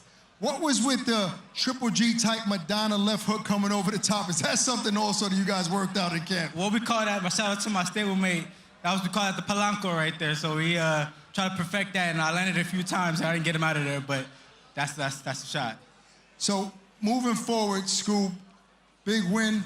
Giovanni Marquez. Hey, we got overtime all in the building. Let that man go. Let him live. Let him off the chain. Let that puppy go. You want that next? I want that now. What you mean?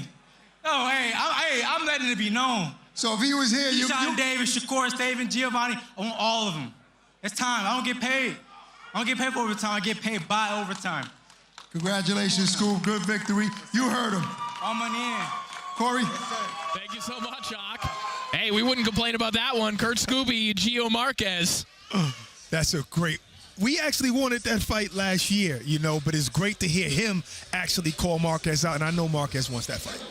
Let's take a look at the CompuBox punch stats from this one, the most recent victory of Kurt Scooby as he eyes his overtime stablemate. See, Scooby, 67 of 210. Look at those punch stats for Cesar Villaraga. 8 landed shots and 203 of them offered. Now, we mentioned the main focus when Kurt Scooby went to the gym with Hector Bermudez for the first time, it was on defense. How do you catch a jab? How do you defend yourself? Yes. I would say that tonight was a success in that category. Right, a lot of those were actual missed shots that were dodged by Scooby, but a lot of those also were just throwaway shots. Like, I'm not really trying to hit you. I'm just trying to keep you off of me. Well, coming up, we have our main event, the 20-0 Mayhem Maliek Montgomery taking on Jeremy Hill, one of the best 130-pounders in the world in Maliek Montgomery. Coming up next here on OTX 12. Not every mission goes as planned. Sometimes, even the bravest need saving. For someone to bring him home before bad turns to worse. Because just when it seems like all hope is lost, we show up and prove that hope was there all along.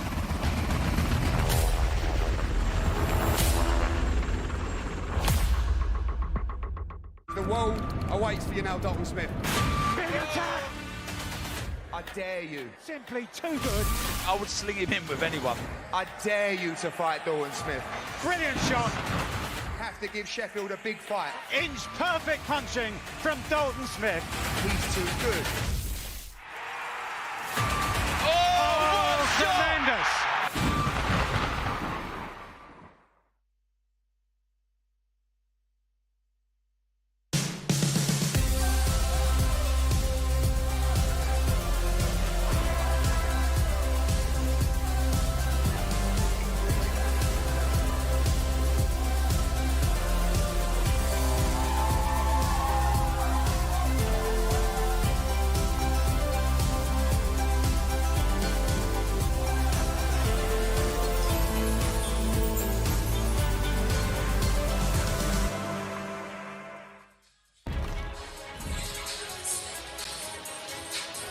We've got a hot crowd here in San Diego, California, with a few special guests in the building. None more special than U.S. Air Force Special Warfare Airman Leodon Leo Zapata.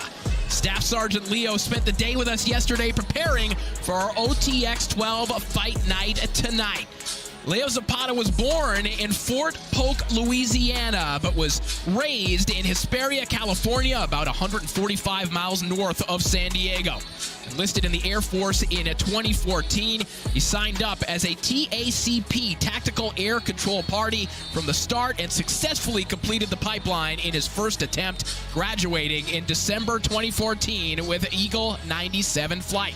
He served at Fort Bliss in El Paso, Texas, completing 2 combat deployments, one to Afghanistan and another in support of Operation Inherent Resolve. He was later stationed at Joint Base Lewis McChord in Washington State with an additional deployment to South Korea. Over his 11-year Air Force career, he completed both airborne and air assault training. He's a proud husband and father to a 3-year-old daughter who occasionally sneaks away to play soccer, skydive, and spend a few days with us here at OTX. A true honor to meet Leo Zapata, and let's give a special thanks to our U.S. Air Force Special Warfare Airman, Leodon Leo Zapata. Special guest in the building, OTX, get on your feet and put your hands together. Make some noise for Staff Sergeant, U.S. Air Force Special Warfare Airman, Leo Zapata.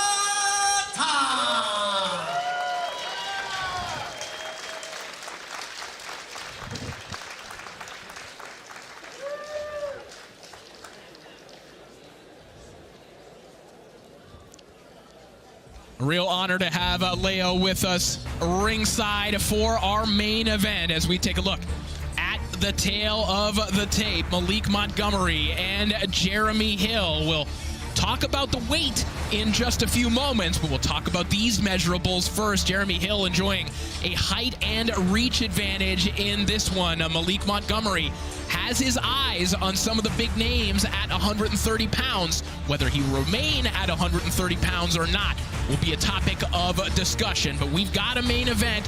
With all of the clerical work now aside, these two will get in the ring.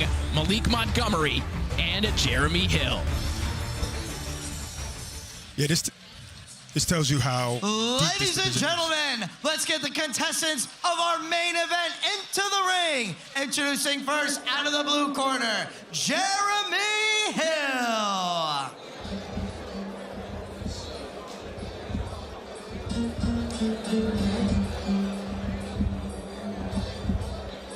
It's a birthday tonight.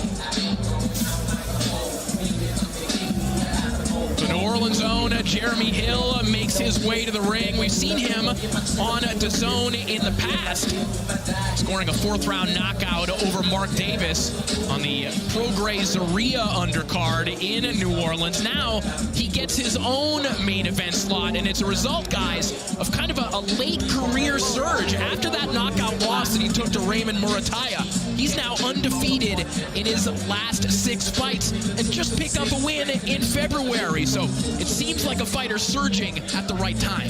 Well, that means we know that he's in shape, you know, because he just fought. But also he lost to one of the best fighters in the world, especially in that division. And he's one of those guys that if he wins tonight, he should be ranked in the top 15. He's got a handful tonight in Maliek Mayhem Montgomery. Let's take a closer look at the man called Mayhem. It's nothing I've never seen before. I'm coming here to dominate and stop my opponent. I know that he's a tough guy. I know he's been in there with the best, but I'm not them. Yeah, I'm a whole nother breed, and I'm coming there to destroy him.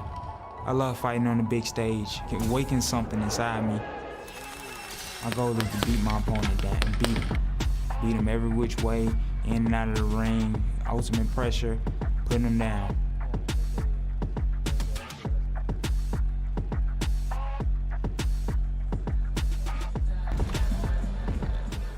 And his opponent in the red corner, the undefeated Maliek Montgomery.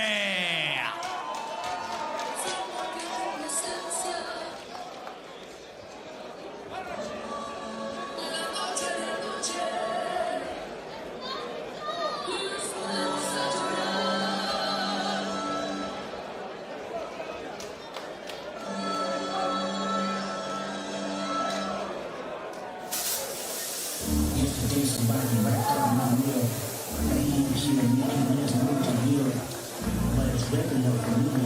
Maliek Montgomery is one of the most prolific volume punchers in the sport of boxing, averaging over 95 punches per round. 19 knockouts in his 20 victories. And it's interesting that the dichotomy in the narrative around Montgomery coming into this fight. All-action fighter. We've talked about his work ethic and his volume punching prowess. However, he did miss weight by 4 pounds for this fight, and this has been a recurring issue for Montgomery in his career. And his hydration clause, will that have an effect on his output tonight? Because he is not allowed to go over a certain amount, and it wasn't early in the night, it was late in the night. Yeah, they were not able to reveal to us what that rehydration clause was, but we'll see if it has any impact on Montgomery here in our main event. We're ready to meet the fighters once more, so let's send it up to the center of the ring.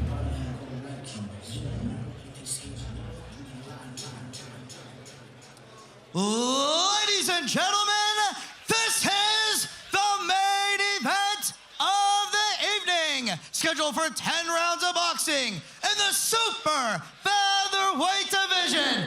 Introducing first, out of the blue corner, holding a professional record, 21 wins, 3 losses, 1 draw. 13 of his wins coming by knockout. Standing 6 feet tall, weighing 129.4 pounds. Tonight in the white, purple, gold, and green trunks, he hails from New Orleans, Louisiana. Here is Nolan's very own Jeremy Zero Hill. And his opponent, fighting out of the red corner, holding a perfect professional record, 20 victories, 18 of them coming by knockout. Standing 5 feet 9 inches tall, weighing 134.8 pounds. Tonight in the black and gold, fighting out of Macon, Georgia, where soul lives. Here is the undefeated Maliek Mayhem Montgomery. And the referee in charge of the action, David Sullivan.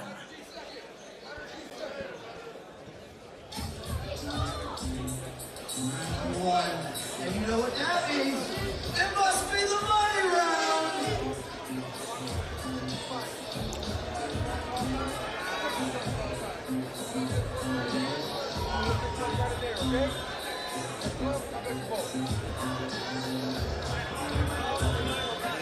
So Maliek Montgomery and Jeremy Hill set for our main event. A lot of pressure on Montgomery, again, considering the circumstances, imperative that he turns in one of those performances, Barack, like we're used to seeing from him, like that knockout win over Zachariah Lucas last time out. One thing you can never call Montgomery is a slow starter. Not at all. I don't think he has any knockouts that took longer than 4 rounds. Very aggressive fighter. I think he has a chip on his shoulder. A lot of people have been attacking him because of the weight issue. And he wants to put that behind him. Now, one thing Zero was saying, he sees some flaws in Montgomery. He opens up when he's on the inside to get caught, and let's see if he capitalizes on that. Good body work from Hill here in the early going. Just all-out pressure from Montgomery as expected. I didn't expect Hill to fight this fight. I expected him to try and keep him off with the jab and use his feet. He wants to answer back and fight. I guess his fight. Good body attack. Can he sustain that, though, with this kind of pressure coming from Montgomery? Well, we'll see if that rehydration clause is playing a part in Montgomery's. Good left hook by Hill. Hill certainly matching the volume, or trying to, here in the early going, as he whips another right hand right to the body of Montgomery. Hill doing some excellent work. All of those shots landed. Yeah, he's landing a lot of his shots early in this round. And in the pocket. Wow. 13 knockouts on the ledger of Jeremy Hill. Question is he being made to work harder than he wants to here in the early going? Hill pointed out that This is a small ring, smaller than he's used to operating in. I'll tell you what, though, Montgomery's just zip isn't there the way it normally is where he starts a fight, like the speed on the shots and the thump on him. Not sure if good shot there. Right hook over the top there from Montgomery. Working out of the southpaw stance, digging that right hand right along the belt line of Jeremy Hill. Maybe he's being more patient because he realized he has to conserve some of that energy.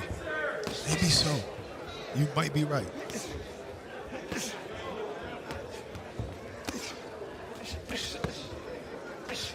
Seems like Hill is matching his energy, matching Montgomery's energy early on.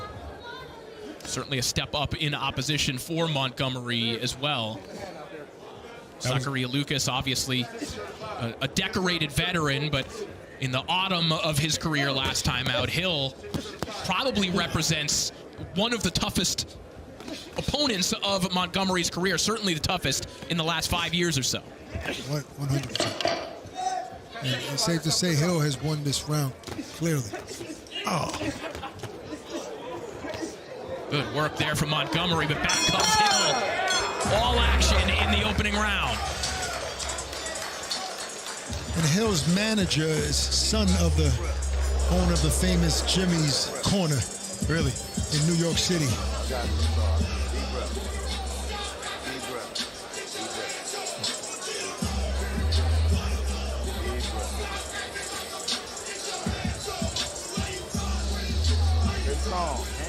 Ryan Garcia and Rolly Romero will headline a historic card on May 2nd, live on DAZN pay-per-view, which will take place in New York's Times Square. Also on the card, Devin Haney versus Jose Ramirez and Teofimo Lopez versus Arnold Barbosa Jr.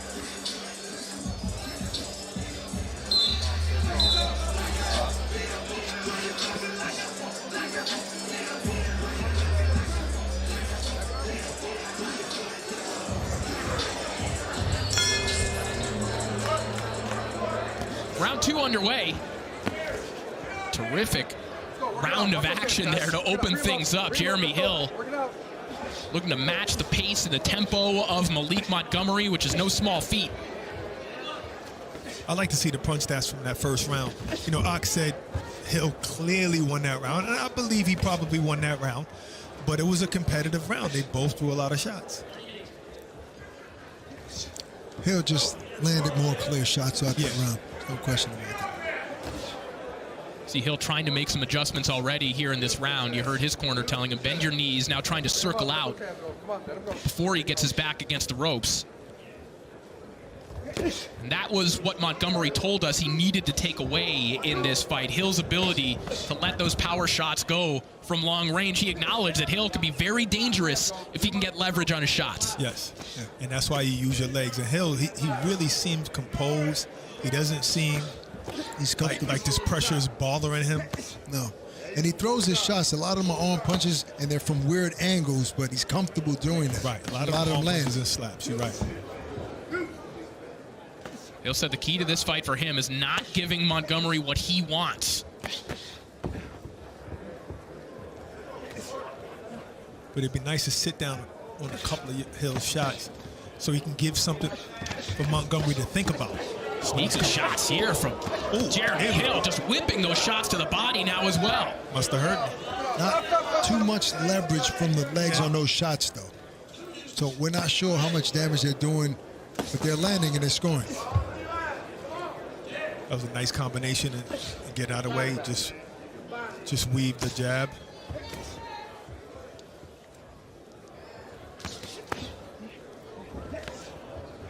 Hill finding a little bit of a comfortable pace here right now relative to what you have to deal with against Maliek Montgomery. He's been able to kind of flurry, go for a walk a little bit, slow the tempo down just a little bit, going back to what he was talking about, not giving Montgomery what he wants, which is trench warfare for 3 minutes of every round. But even he's still in the pocket at times, giving Montgomery time to work, but he's not where it's not the same Montgomery we've seen the last 2 times out. I believe the weight is playing a part and has affected him in this fight. And you got a guy that's not flustered that you're fighting. You got a guy that's not flustered and is able to see some of those shots and weave some of those shots as well and come back with his own. Good body work again there from Hill. Sneaking that right hand in. Good uppercut, pops the head back of Montgomery as well. Just good composed work from Jeremy Hill of New Orleans, Louisiana. Jeremy Hill is showing me a lot right now. Knows how to tie him up properly, knows how to evade shots. Good timing too on the shots. Good timing. Sometimes, guys, you don't have to hurt guys to win rounds. No.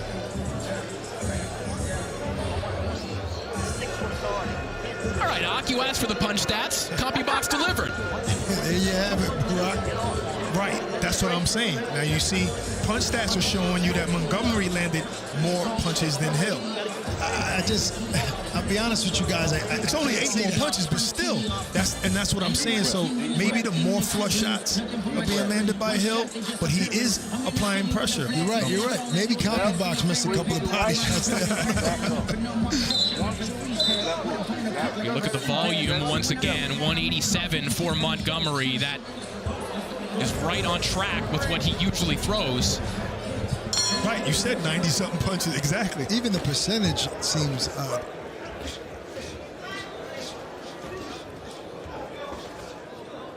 Montgomery coming out with a lot of head movement, trying to swim underneath these jabs of Jeremy Hill. He temporarily had Hill trapped in his own corner. Let him go. Work those hands. Free him up. Free him up. Let's go, guys. Montgomery trying to find some room to work those body shots in. Now lands one. Good. Decent work on the inside from Montgomery. This is even more intense pressure here from Montgomery, really going chest to chest with Hill, maybe realizing that if you give Hill any room at all, he's maybe a little bit craftier than Montgomery expected on the inside. Absolutely. You got to stay in his chest and don't give him any room to breathe. Because when he has that room, to your point, Corey, he's comfortable in there. And spinning and turning him every time.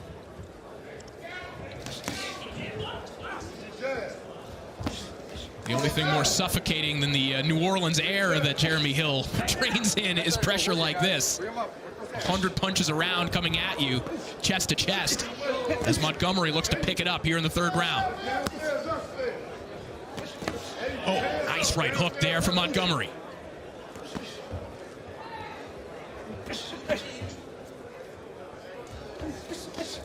That was a good counter right there by Hill. Excellent reply from Hill, who's smoothly flowing between stances when he gets the room to do so. Landing that left hand out of the southpaw stance. Now you see again, just kind of maneuvering on the inside, giving Montgomery different looks.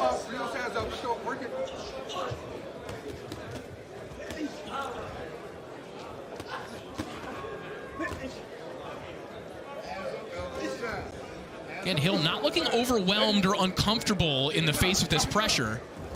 He's not landing something significant enough to keep Montgomery off of him. Come on.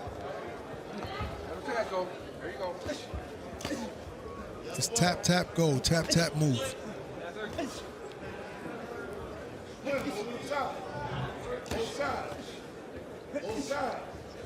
Closing in on the final 30 seconds here of round 3.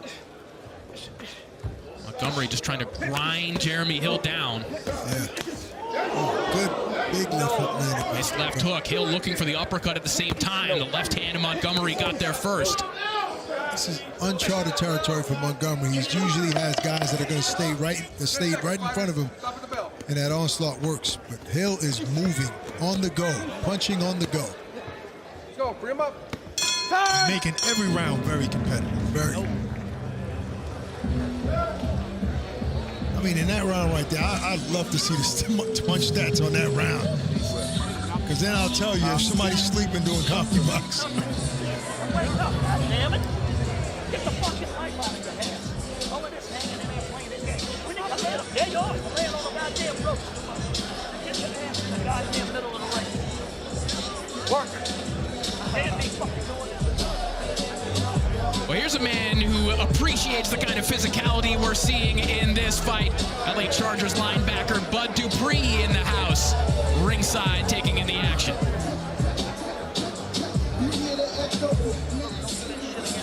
In the middle of the goddamn ring. You gotta go to me. Take it down. Grab the bucket. Got the score.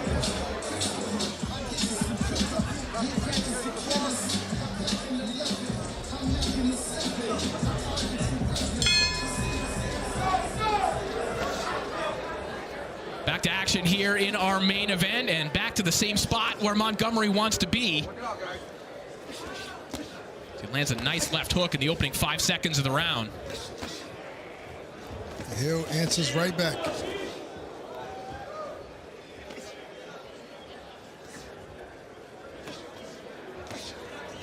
The question still, guys, is even though Hill is certainly having a lot of success in this fight, is there a point where the pace forces him to kind of fall off a cliff? Because this is an uncomfortable pace to have to keep up round after round, and that is the gamble that Montgomery takes. We'll get those answers sooner or later. Right, it depends on his conditioning. He just fought last month. You know, maybe he's conditioned to go these 10 rounds at this pace. He's eaten a couple of good shots from Montgomery. He hasn't been hurt yet. No. His punch volume hasn't slowed down yet, and we're at round 4. We'll see in round 7 or 8. But I just like the way he's just so comfortable from every range. Yep. Switching lefty and righty. He's just so good in it. His defense is beautiful.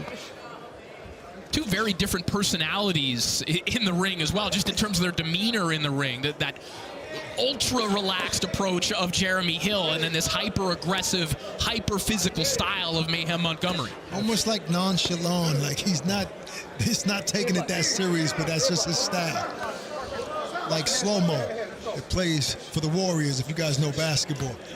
And this Kyle Anderson.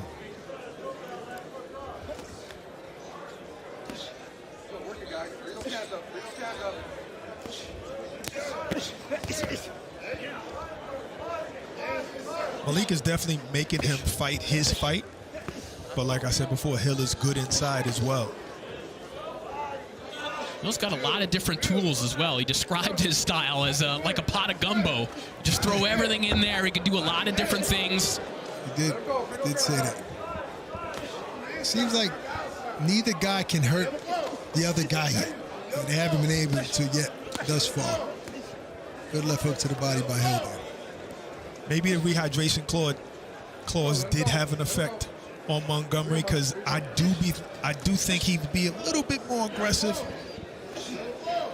His shots would be a little bit more harder. Even more speed. Yeah. He's taken a couple of uppercuts in the last 15 seconds or so. But there's a nice hard left hand to the body from Montgomery.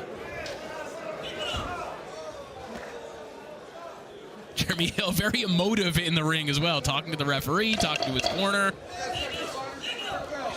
He's got a lot to worry about, and Mayhem Montgomery in front of him. Lands one last right hand. We come to the end of the round. Love to see the judges' scorecard so far, guys. Hard fight to score, no question.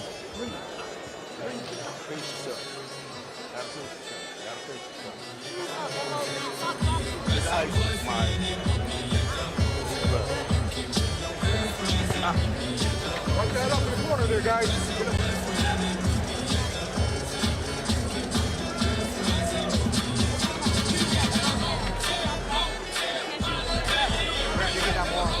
I hate to take credit away from any fight, you know, because I like what Hill is doing in there.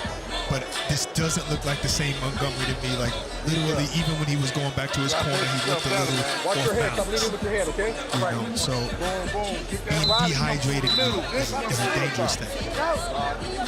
Again, we don't want to belabor the point, but obviously it is a major storyline surrounding this fight, in addition to whatever's going on physically and the effects of having to deal with the rehydration clause, whatever struggles he had in making weight. There's also the mental realities of what was going on yesterday, not being certain if he would have a fight and having to litigate this and deal with this. It's a lot for Montgomery to deal with. And it's a little different this time, because the last 2 times that this happened, he did have a hydration clause. This time there's a little more mental pressure because of that. Physical as well. Hill just landed a beautiful one, too. Pick him up. Pick him up. But whether it's affecting him or not, Bring him up. his relentlessness is still there. Oh yeah, he's still walking him down. Absolutely. And he's still letting his that will is there. He's definitely a dog. See a little mouse developing underneath the right eye of Maliek Montgomery, and right hands like that one from Jeremy Hill, probably adding to the situation. A lot of sneaky little uppercuts that Hill has landed throughout this fight. Montgomery's in a southpaw stance and just landed a nice right hook. Went right back to southpaw, giving Hill a different look. Oh, nice shot there from Hill. Swivels out to the center of the ring and puts another combination together. Hill finding his flow right now.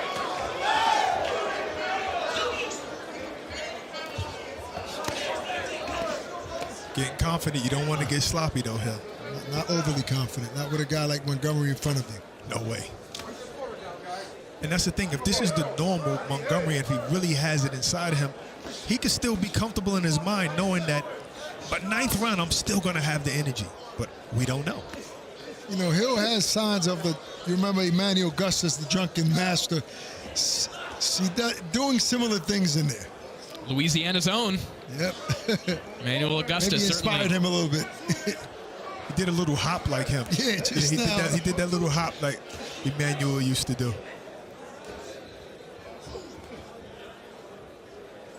Maybe a little stylistic influence flowing from Baton Rouge to New Orleans. Go, work it, guys. Bring those hands up. Bring them up. Let's go. Work rate of Montgomery dipping here in the 5th round. It's because of this movement of Jeremy Hill. And see, his balance doesn't look great to me. Who's the way he's stepping, and I'm talking about Montgomery. If you look at the way he steps, he doesn't look completely balanced. And there from Hill again. Well, and Barack, to that point, if he is looking like that, look at all the stance switches, look at all the movement that Hill is showing him right now. Yes. It's hard to find a rhythm against a guy like Jeremy Hill, who's in this kind of drunken master flow, to use your words. And he's flowing right now. I mean, we're halfway through this fight, guys, and Hill is not slowing down. Keep going, fucker. That's your fucking red. That's your win. You split that eye, you win. He's gonna follow home. Listen, breathe deep. You got this shit. You gotta keep the box like that. You gotta dance a little bit, man. Well, he can't. Good, guys. Okay? Get it clear. You gotta dance, baby. You gotta start working that fucking combination. Dance when you're turning, okay? Come on, back up the other side. He's open with the up, he's open with the move, and he's back to the bottom. Reach it back, quit reaching back. You don't like what you're doing. I know you don't like it. Bring it down, got the bucket. Back it up. Hey, like this. Very positive energy in the corner of Jeremy Hill right now. He's looking to score a major upset here in our main event against Maliek Montgomery, who earlier this week was talking about targeting title opportunities against the likes of Emmanuel Navarrete. Can't be thinking about that right now. Yeah, not the way this fight is going. Montgomery still is a power puncher and can hurt you at any moment, so this fight is far from over. Let's go. Work those hands.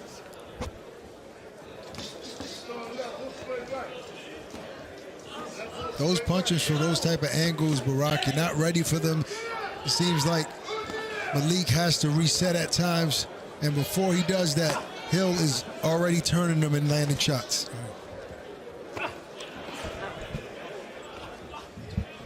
We talked about the gumbo, if you will, of stylistic influences for Jeremy Hill. One of them, Vasily Lomachenko, who he spent a lot of time in camp with as he was helping him prepare for Masayoshi Nakatani. And not to say that any of what he's doing is necessarily Lomachenko-esque, but the creativity, the pivots, what we're seeing out of Jeremy Hill right now, it's a career of camps like that, putting together this free-flowing style that is working very well against Maliek Montgomery. Absolutely.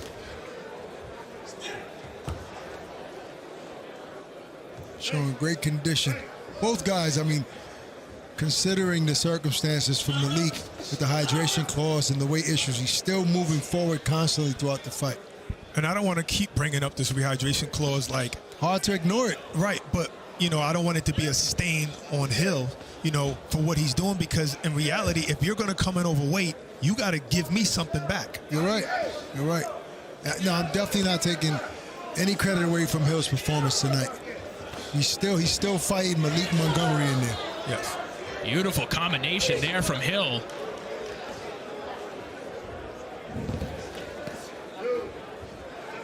And again, Hill did not have to take this fight. Given how badly Montgomery missed weight, Hill had an opportunity to just walk away from it, and nobody would have blamed him. Right, but you got to understand, you know, Corey, these guys, you know, this is how they pay the bills. It's tough to walk away from a check sometimes. This looks like a man that was just in the ring 42 days ago and didn't get damaged, stayed in shape, and he's just smart in that ring. Final 15 seconds of round 6. Another good one for Jeremy Hill. Montgomery coming on a bit at the end of this round. You'd have to think that this is one in the bank for Jeremy Hill once again. Yes. Yep.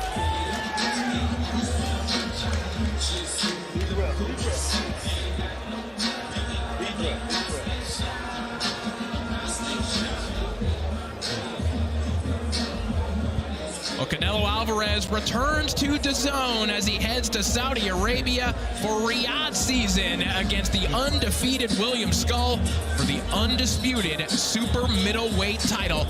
Available for purchase soon right here on DAZN.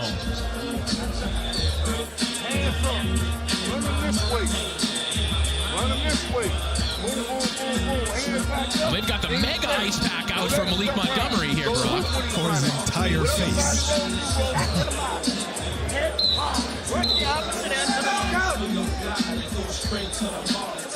That 1 minute seemed very quick for Maliek, I'm sure. But he did start turning it on at the end of that round, so maybe he got his second win. This uppercut from Jeremy Hill about 1 second into the round. Yeah, Maliek is going forward, but I liked at least when he came in, he gave him a little bit of head movement. Yeah. But his two punches to Hill's 5 and 6. Big right hand from Jeremy Hill a couple of moments ago. You saw the saliva from Maliek Montgomery spraying across the ring from that one. It's almost like he's outworking a guy moving backwards. Which is just about the hardest thing you could do in the sport. Yes. Remember Canelo Triple G1? You know, he was out boxing him, moving backwards, Canelo, but then after a while. San Diego resident Canelo Alvarez as well. Yes. Beautiful left hook there from Jeremy Hill. Hill's corner saying thank you. I just love the footwork of Jeremy Hill. Very prepared for this moment, guys. His lateral movement is beautiful. He throws enough shots, whether the combination's not, knows how to spin off. Bring him up, guys. Let those hands go. Let's go. Let him go. Stop. Stop. Stop using your hands. Let's go. Pop. That's his style, though, ref. Montgomery likes the head and the chest. Hill said that was the main thing that he saw on tape watching Montgomery as he prepared for this fight was his tendency to lean in. And we've seen Hill really capitalize on those uppercuts and the threat of those uppercuts to go to the body of Montgomery as well. Right, and the way he said it, though, was like, I'm used to it. Like, I'm very, very familiar with it because everybody watches their opponent beforehand. They all know how he fights, but when you get in there, it's different. Yeah.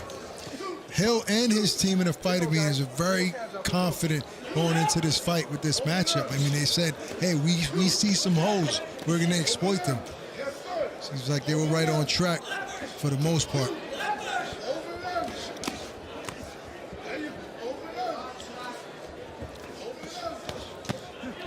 Both men's mouths wide open right now. Breathing heavily, and understandably so. This has been a torrid pace thus far. Hill finds another uppercut to the body there and just swipes Montgomery off with a nice right hand. Wow. Hill talked about having to move to Texas because New Orleans just doesn't have that fight culture anymore as it once did. Closing moments of round 7. A better round for Maliek Montgomery. But Jeremy Hill flurrying right to the bell. Right. Montgomery gave him a good right, but Hill just came right back. Nice combination.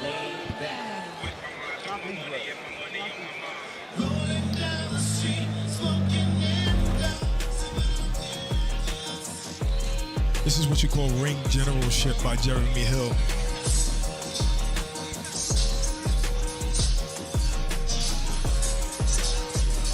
Making sure that his back is not staying up against the ropes too long in this particular round. Uppercut, spinning out. Just push him to the side. Beautiful in and out, beautiful.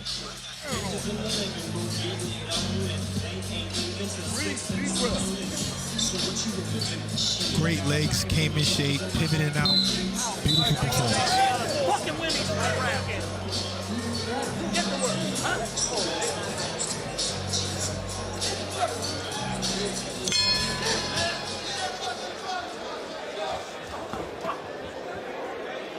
Round 8 now underway. There you go. Start feinting, Montgomery. You can't just go in there head first. Throw the feints. Guys, overtime boxing has kind of been the home of the major upset over the last year and a half or so, and I think it's about time to maybe sound the upset alarm right here. This undefeated record of Maliek Montgomery is in jeopardy at the moment. Absolutely. Could be withering away. I think that's what overtime became popular by, because of the 50-50 fights. You know, 50-50 fights, you have competitive fights. Great matchmaking. Yeah. See Jeremy Hill breathing heavily, blood coming from the mouth. Better head movement by Montgomery. Montgomery certainly hoping that the energy reserves of Jeremy Hill are starting to wither away here. He has 3.5 rounds to see if it does. I believe it was Richard Bey versus Molina. Bey was outboxing him all 9 rounds in the last round. Oh, Mickey Bey. Mickey Bey. Richard Bey. Who's Richard? That's his cousin. Yeah, that's his cousin. That was the Waterman. Richard Bey. So you just got to be on point. You know, you got to be on point. Mickey Bey was looking at Floyd in outside in the audience. You know, Maliek is still trying to find some openings there and land something big. He's not letting up. It's just that I feel like Hill is in a good rhythm.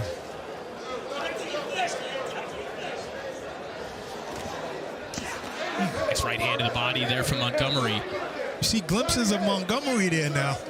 Glimpses. It's okay. You're going to need a full version. All we need is one good glimpse. All he needs is one good glimpse.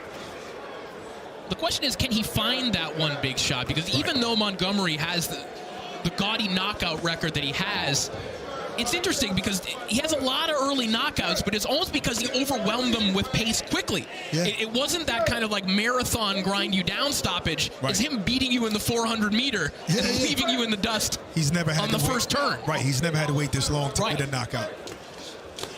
Nice right hand there from Montgomery. It was a straight right hand. And guys, at the pace that the fight is going, almost 8 rounds are done. He hasn't been able to find that shot. Will he find it in another 2 rounds? Unlikely.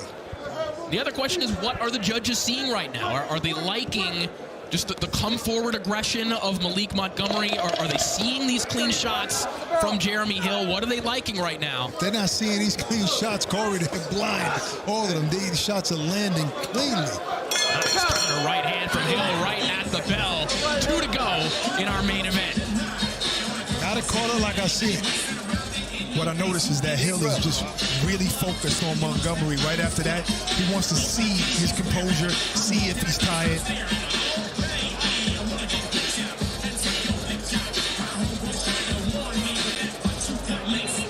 Let's take a look at those. How you like these stats now? Take a look at the punch stats here. Jeremy Hill out-throwing and outlanding Maliek Montgomery, and doing so at a nearly identical accuracy rate as well. If this fight is being judged off punch stats alone, Jeremy Hill's in the lead, guys. That's a big disparity. But we see the last few rounds, it was Hill basically dominating. Stop. Move to the side.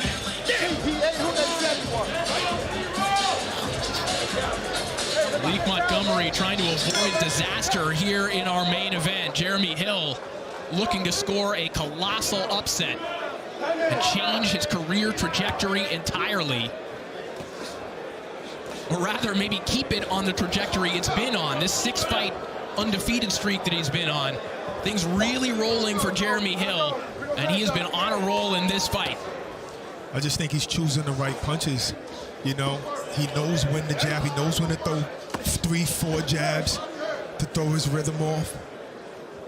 Hill is just fighting a very smart fight. Question now is, can Hill continue to give Montgomery different looks? As you're starting to tire, it can become tempting to kind of languish on the inside, but that's also where Montgomery obviously wants to be and does his best work. If I had to bet on it, Corey, I think he's going to be smart about these last 2 rounds.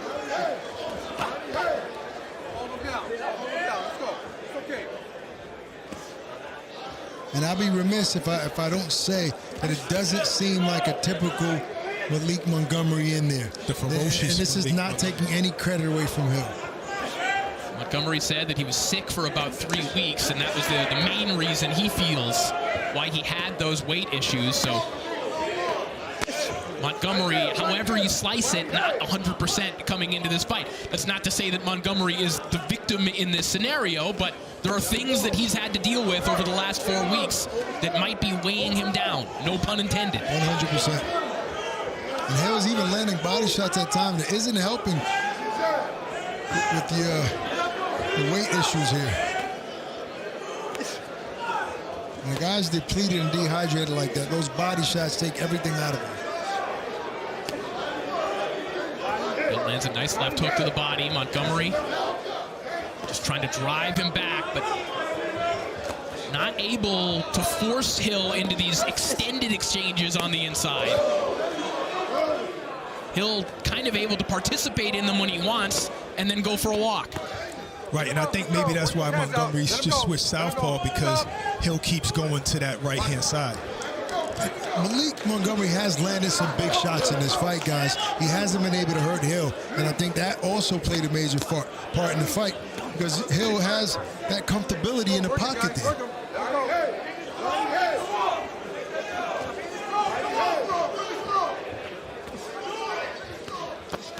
Those are just taps, just scoring punches, because he knows he can tap you and then turn you. And that's been the tail of the fight. Yeah.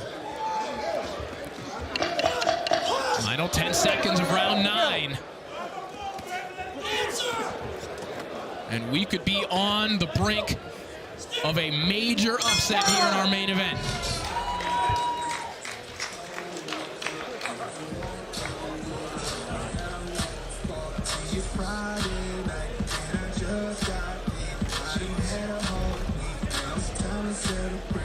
Gotta listen. Beautiful combination by Hill, interrupted by a jab from Montgomery. I mean, this is textbook for fighting backing up on the back foot. Straight to the stone, back to the head. Deep breath.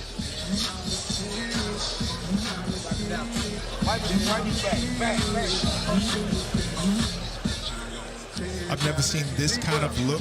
Yeah, what do you think of this body language right here? This is not positive from Maliek Montgomery. But, you know, with all that being said, you know, the guy is overweight, rehydration clause. Last round, he's still in there trying to win this fight. He's a dog. Yeah, he's a dog. Oh, he might have 3 minutes to rescue this fight here. So hear the sounds of the OJs indicating that this is the money round. A financial incentive for both fighters to score a stoppage here in the final round.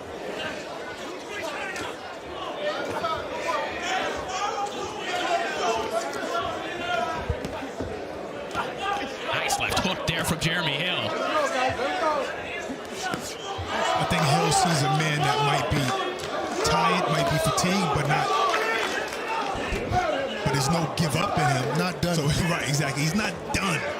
There's no give up in him, so I don't think he's going to go all out trying to get the stoppage in this round.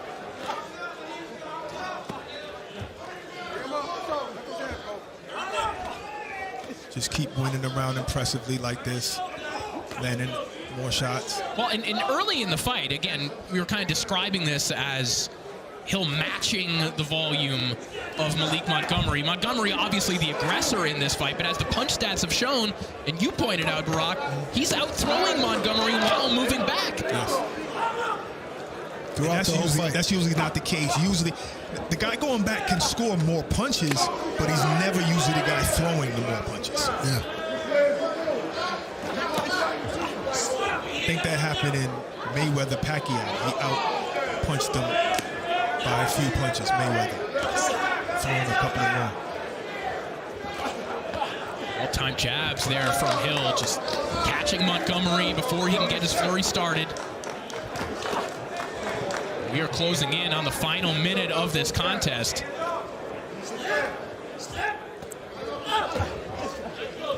A swivel hook there from Jeremy Hill, just dangling that right hand out there, stepping in with a left hook, and another left hook from Hill. As time may be running out on Maliek Montgomery and his undefeated record. Huge right hand over the top there from Hill. Montgomery's Hill still just dripping these shots. You're right. He is still bringing it, but he just doesn't seem to have the same intensity, the same reservoir that he normally has here tonight. And Hill has his. Huge uppercut there from Hill.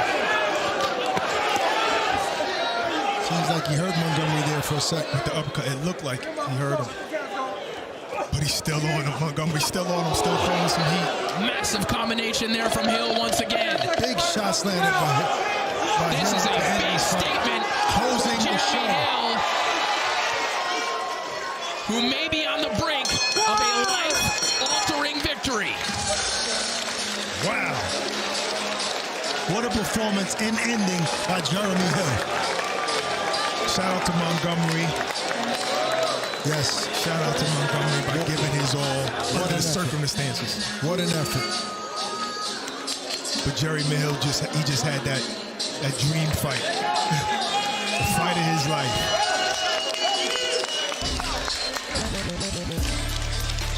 Wow. This is basically what the fight looked like. I believe this is the last round. Just so many combinations coming from Jeremy Hill from so many different angles, even though Montgomery was still trying to stay in his chest. But this is what it looked like. 1-2. Beautiful uppercut. And then turn your man. Jeremy Hill told us that his mom always asked him, hey, why do you still do this to yourself? It's for moments like this. You see Hill on his knees in the middle of the ring. Maliek Montgomery, a very different energy in his corner right now. I don't know that I've seen him and his father say a single word in the corner after that fight. No, but there is a lesson that should be learned after that, and it's dealing with the preparation for your fight. But if he said he was sick, maybe that had something to do with it.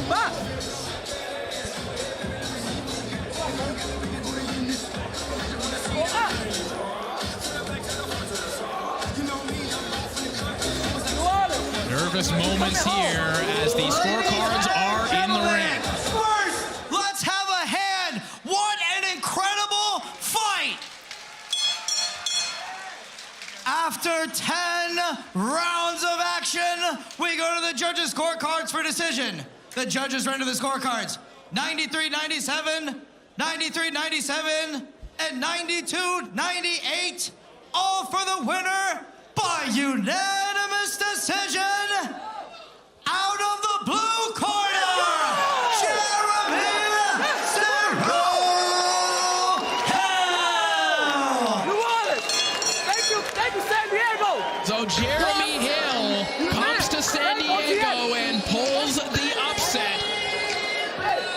Maliek Montgomery was talking about world title opportunities, and instead, he had the party spoiled by Jeremy Hill. What a moment, and another upset here on Overtime Boxing. Big upset. Jeremy Hill definitely deserved that. 2 judges, 7 rounds to 3, and 1 8 rounds to 2. All right. Jeremy Hill is standing by with Ox. Jeremy, first off, congratulations. Phenomenal performance. What looked to me as a perfectly executed game plan. What's your assessment of your performance? Execute a game plan. I can't even lie to you, bro. I give all due to my coaches and everybody who helped me get ready for this fight. My previous opponent a month ago, which was perfect for this style of fighter. You know, and first and most importantly, thank God for allowing my body to endure me and my opponent to go home to our families. You heard me? Maliek started this fight off the way he typically does, applying pressure, staying in his opponent's chest. At what point throughout that fight did you realize, I'm in my rhythm, he's not going to be able to land any big shots tonight? I would say, I mean, he came out how I predicted. You know, you have to be cautious because everybody got something. It's boxing, you can kill with something, caught with something, you hear me? But when I felt his power and then I seen my movement, which stagnated his place, no, the set his feet and punch, I was like, oh yeah, I got it. Did he hurt you at all throughout the fight? Nah. Now, I have to ask you, with the weight issues and the hydration clause, do you think that played a part throughout this fight on Montgomery's side? Possibly. I mean, I don't know his body. You dig what I'm saying? All I know is I did my part. I came in on my weight, so, you know, I ain't got nothing to say on his half. That's on them. This was clearly an upset. Great performance. What do you want next? Man, I want the world to recognize who Jeremy Zero the Gumbo Man is. You heard me? I appreciate San Diego. I appreciate Overtime. I appreciate y'all. You heard me? And 1/3 of no exam. 1/3 of no exam. Y'all keep having me on that B-side and undercard. I mean, underdog on the bets. Get y'all motherfucking money. You heard me? Well, you put the world on notice today, Jeremy. Congratulations. Man, what's up with the Mardi Gras bees, man? I got New Orleans out here. Mardi Gras just happened. You heard me? Fuck that, I'm throwing you, bitch. Hey, before you get out of here, Hill, people watching back in New Orleans, send a message. Man, shout out to my birthplace, my love, my city. Thank you for my whole family. Of course, my pops right here, my coach, my manager. Man, New Orleans, I told y'all I ain't letting y'all down, baby. On the map. Man, when we come in, you heard me? All I know is when I get back, had a crawfish and all that ready for the barrel. I'm trying to eat. Look forward to seeing you again. Guys. Thank y'all. What a moment for Jeremy Hill, a plus 750 underdog in some places. A massive, massive upset as Jeremy Hill has his coming out party here in San Diego, and it'll be quite the party for Jeremy Hill tonight at the Sycuan Casino as we take a look at some of his handiwork. Right, New Orleans has every right to be very proud of this young man, the way he handled this constant pressure of Maliek. Head in the chest, beautiful counter-puncher in his 1-2 from the orthodox and the southpaw stance. He slipped shots. Even when he missed, he made sure his head was off the line, out of position. Loved the way he circled the ring, got out of the way of some big, heavy shots, and just let his hands go more than I'm used to even seeing him let his hands go. It was just a brilliant performance. When you out-punch a guy like Maliek Montgomery, you came in shape and you came ready and prepared. 100%. Yeah, well, let's take a look at the CompuBox Up punch stats. You heard the scores, 97-93 twice, 98-92. And look at these numbers. Jeremy Hill throwing 903 punches in 10 rounds, landing 252. Maliek Montgomery, you see the volume completely stifled by Jeremy Hill. He didn't slow down at any point in that fight, even moving backwards. I never seen that. I never seen a guy outworking a guy moving backwards, throwing more than him, landing more than him. Right. Wow. One of the things he said is like his style was perfect for him. Now he said that in the fighting meeting, but I didn't believe it. You know, I was a little reluctant, and he proved it tonight. So our main event in the books, but coming up we have our feature contest as San Diego's very own Johnny Magic Mansour takes on Marcus Bowes of North Carolina.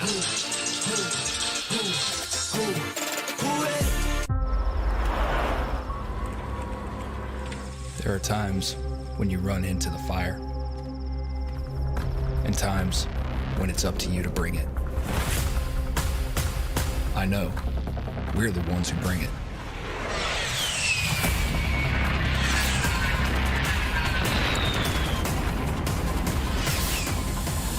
We bring the full power of the U.S. Air Force to the fight. This isn't new. This is world-class sport at its peak.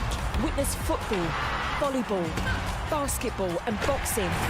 The biggest names, the biggest stages.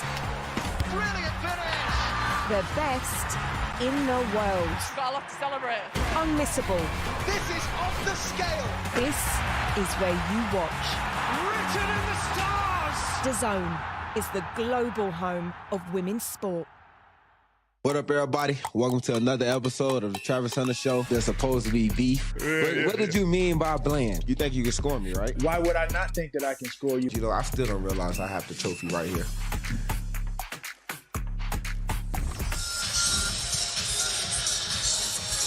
We welcome you back inside the Sycuan Casino. The crowd ready for our feature contest, but the boxing crowd in general is in a state of mourning as we have said goodbye to one of boxing's most iconic figures. Big George Foreman passing away at the age of 76. A truly colossal figure in the sport of boxing, in the world at large. And we're going to send it up to the center of the ring to honor Big George.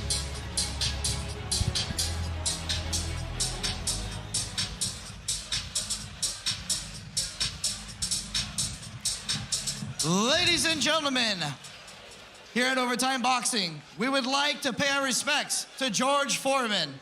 Although he may be gone, there is no doubt his legacy and impact of the sport will live on forever and inspire future talent in the boxing world. If we can all please rise in silence as we toll the memorial 10 bells for George Foreman.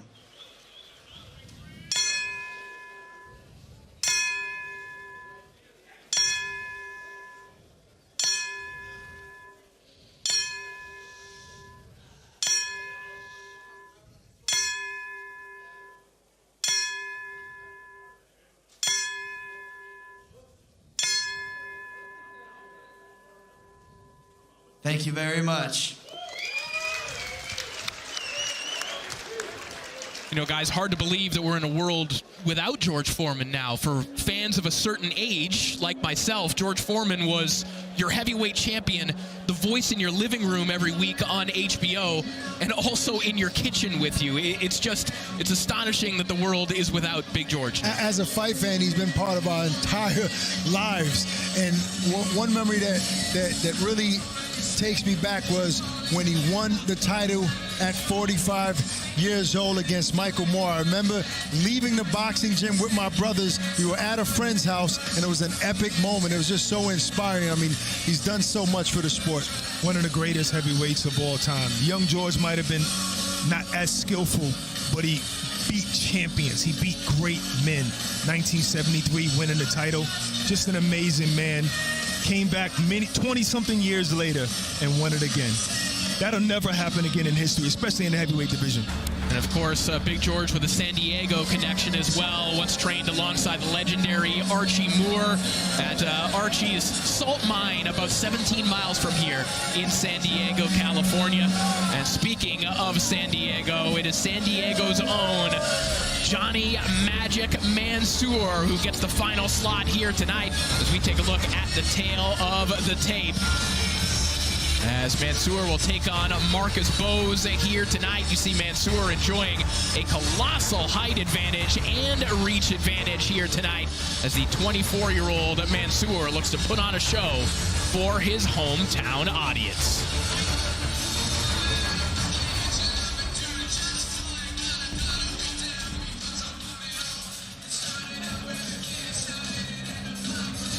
Ladies and gentlemen, this one's for you, George. And it is our feature bout of the night. Introducing first in the blue corner, put your hands together for Marcus Bowes.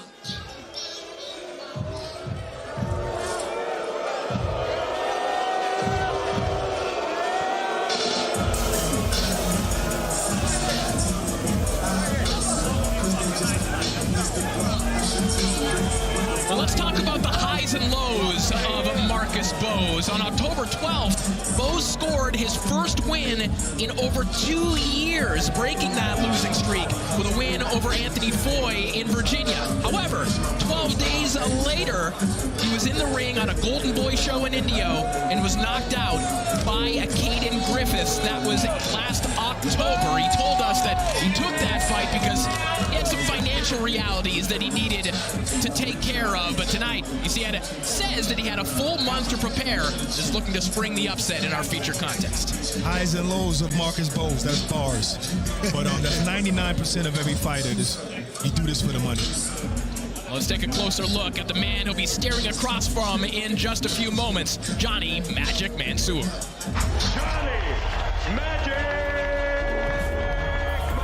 I didn't start boxing to just beat people up. I started boxing because it helps me display my message, hard work, discipline, dedication, and I see the same vision in overtime. It's great to have so much family behind me. I'm very excited to fight in front of my San Diego hometown people. This is my territory, this is my turf, and I'm here to prove that. They call me Magic for a reason. It's an illusion. I'm deceptive. Welcome to the Magic Show.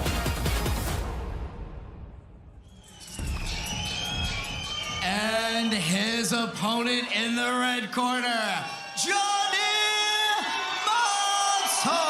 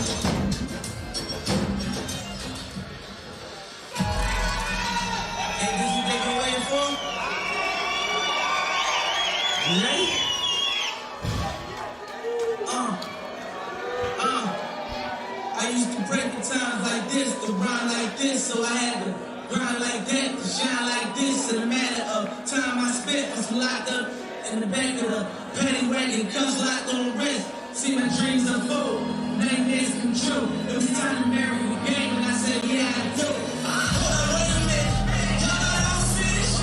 When I want to ask the Lord, I know he was winning.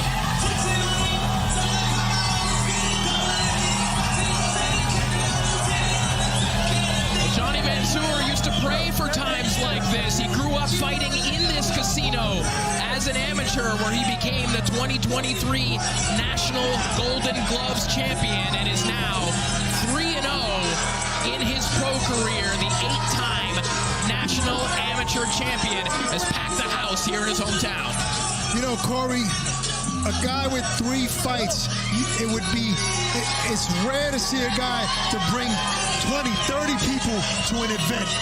I've seen decorated amateurs fight professional and can't sell 20, 30 tickets. This young kid has packed this place out with only 3 fights. Even though we had some great knockouts and we had that tough fight, last fight, it's clear that everybody in this arena is here to see Johnny Mansour.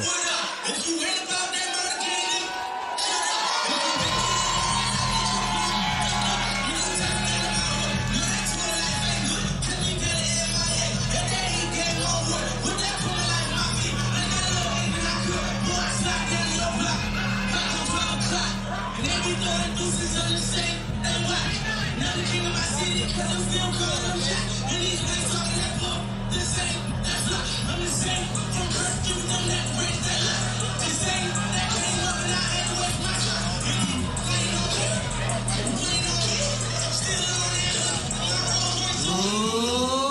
Ladies and gentlemen, this is the feature bout of the night.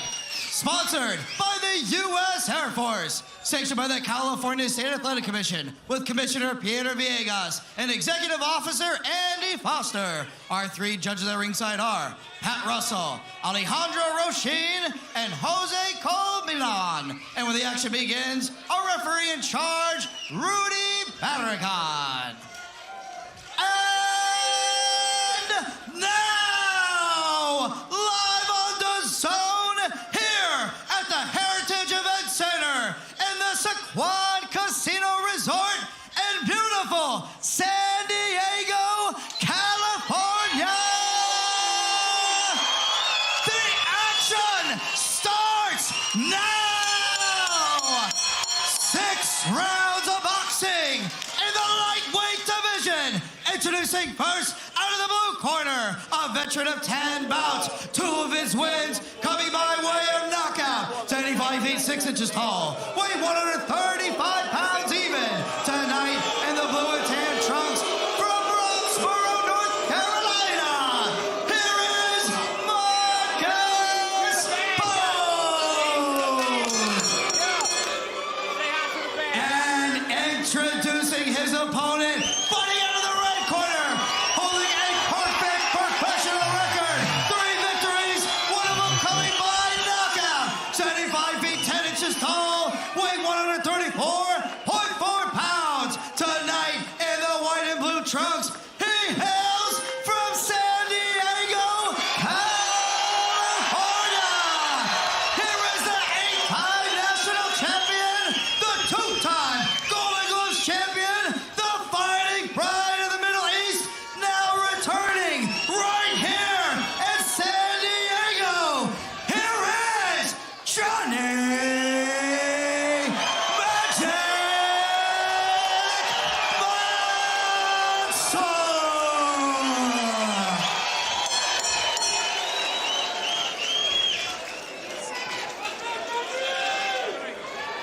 All right, belt's good here. Belt's going to be good right at the middle of the letters, okay? Belt's going to be good at the middle of the letters. I've given you guys your instructions. Obey my commands at all times. Protect yourselves at all times. Good luck to you both. Oh, Corey, Johnny's styling tonight, as you pointed out, the off-whites. Looks like he got a hold of the shoe surgeon. He's the only one that can create those. What a moment for Johnny Mansour. Sold so many tickets that we had to put him on last. Well, what a moment for Marcus Bowes as well. Probably never thought that at 3-7 he would be going on last here on DAZN. But he's got an opportunity to pull the second straight shocking upset here on tonight's show, round 1. This one bumped up to a 6-rounder. Bumped up to a 6-rounder because that's what Johnny asked for. He didn't want to do another 4-rounder fight, and I like that. Said they go too quick, the 4 rounds. Can't get into a rhythm, and he really wants to show that he's developing and transitioning to that pro style. Marcus Bowes been in this type of situation before. We, of course, called his fight on the Ryan Garcia-Devin Haney undercard against Johnny Cañas, but he's got Johnny Mansour all over him, who just wobbled him with a left hook. Looks like he wants to end this night early. Right, Mansour set him up by going to the body a couple of times and then coming up with that left hook. And it's a check left hook. Pretty quick. Like I told you guys the last time out, man, he gives me Amir Khan vibes, and I know Amir Khan vibes. I know that's saying a lot. Amir was former world champion. Spent time in the gym with Amir Khan. He says it's his main stylistic influence, so you're onto something there, Rock. Every time he goes to the body, Bowes tries to block with his right hand, so he brings his right hand down, and he's open for that left hook, and that's why it landed so flush. You know, Corey, Mike Tyson once told us that what makes a star in a pound-for-pound top dog is putting butts in seats.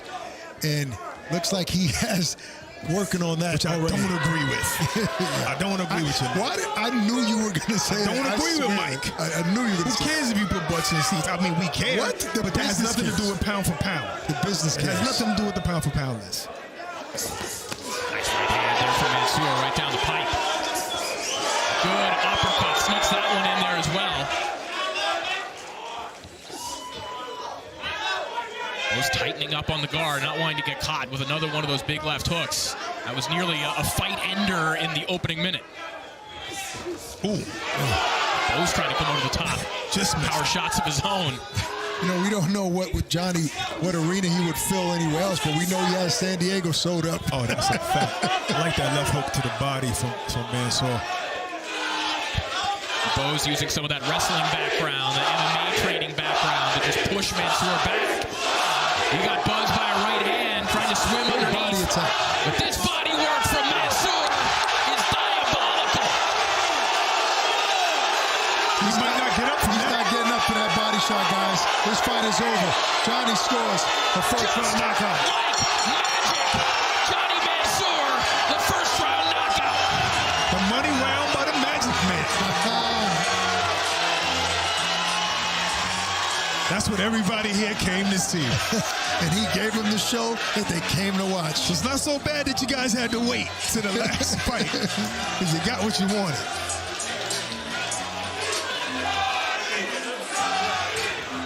Total domination from Johnny Mansour in our feature bout.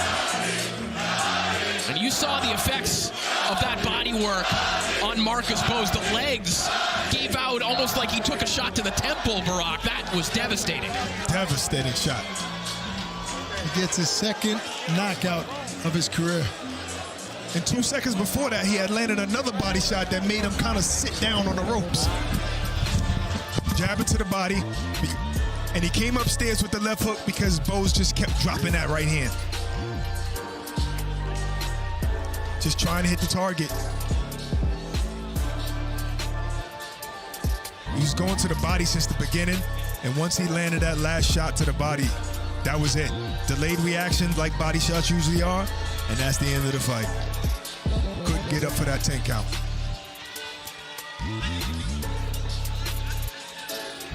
Well, this night went, I'm sure, just the way that Johnny Mansour had dreamt of and had drawn up. A first-round knockout in the final bout of the evening in his hometown. In a packed-out casino. Yeah, it's going to be a party in the Saquon Casino tonight for all of these Johnny Mansour fans. And he didn't even get any blood on the off-whites. I mean, he could wear those out if he wanted to.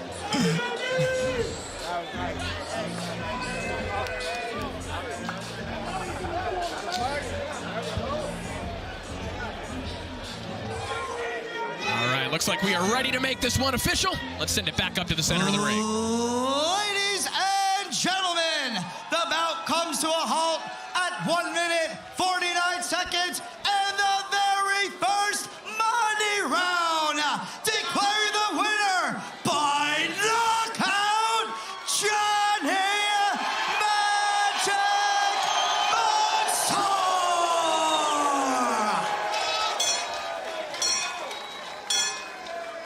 So Johnny Mansour with the first round knockout, a devastating body attack from the Magic Man. It closes the show in the opening round. And now he is standing by with Ak.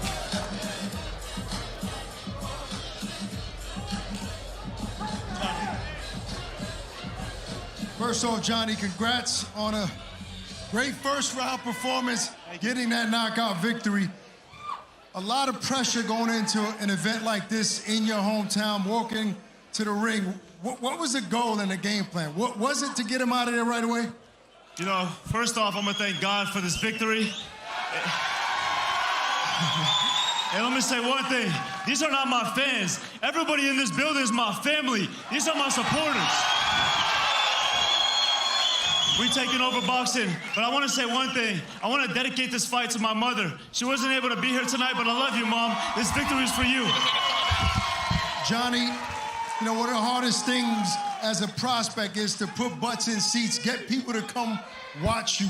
With 4 fights only, it looks like you have that covered, at least in your hometown. How often do you want to fight? How many more times do you want to fight this year? Look, I want to bring boxing back to my hometown of San Diego every week that I can. I love my people, I love my family, I love all my supporters, and I'm going to bring a lot of boxing here, partnering with Overtime. Johnny, to all the people that are here tonight that came to watch you, just send a message out to everybody and whoever's watching who couldn't make it. Absolutely. I want to say one thing. Just believe in yourself. I'm not better than anybody. I just work hard. I believe in God. I have a great team behind me. I got a great support system behind me. I'm Middle Eastern. My family's from Iraq. I'm just here to represent and be the role model that I once needed in my life. Congratulations, Johnny. Looking forward to seeing you in the ring again. And you get the bonus, the money round. Guys. Johnny Mansour making it rain. And justifiably so. He made it rain on those shoes. He's got money to burn. You sell this many tickets, you can make it happen. Well, I got a $100 bill that landed in my lap, but he got a big family here. If everybody has this family. What a moment for Johnny Mansour. As Mansour picks up the first round knockout in our feature bout. And certainly he will be one of the feature faces, Barack, of Overtime Boxing for some time when you combine that amateur pedigree, the obvious skill that he has. But also there's an air of maturity about him, the way that he conducts himself. He conducts himself like a star. Everything he says is mature, you know, even when he's talking about his career, it's just mature. But he comes from that kind of family that grew up early, you know, so he's actually older than what he is. Yeah, some of these hundreds fell over to our side, Barack. I need all of these. Right, man, I was hoping to keep at least one. Sorry.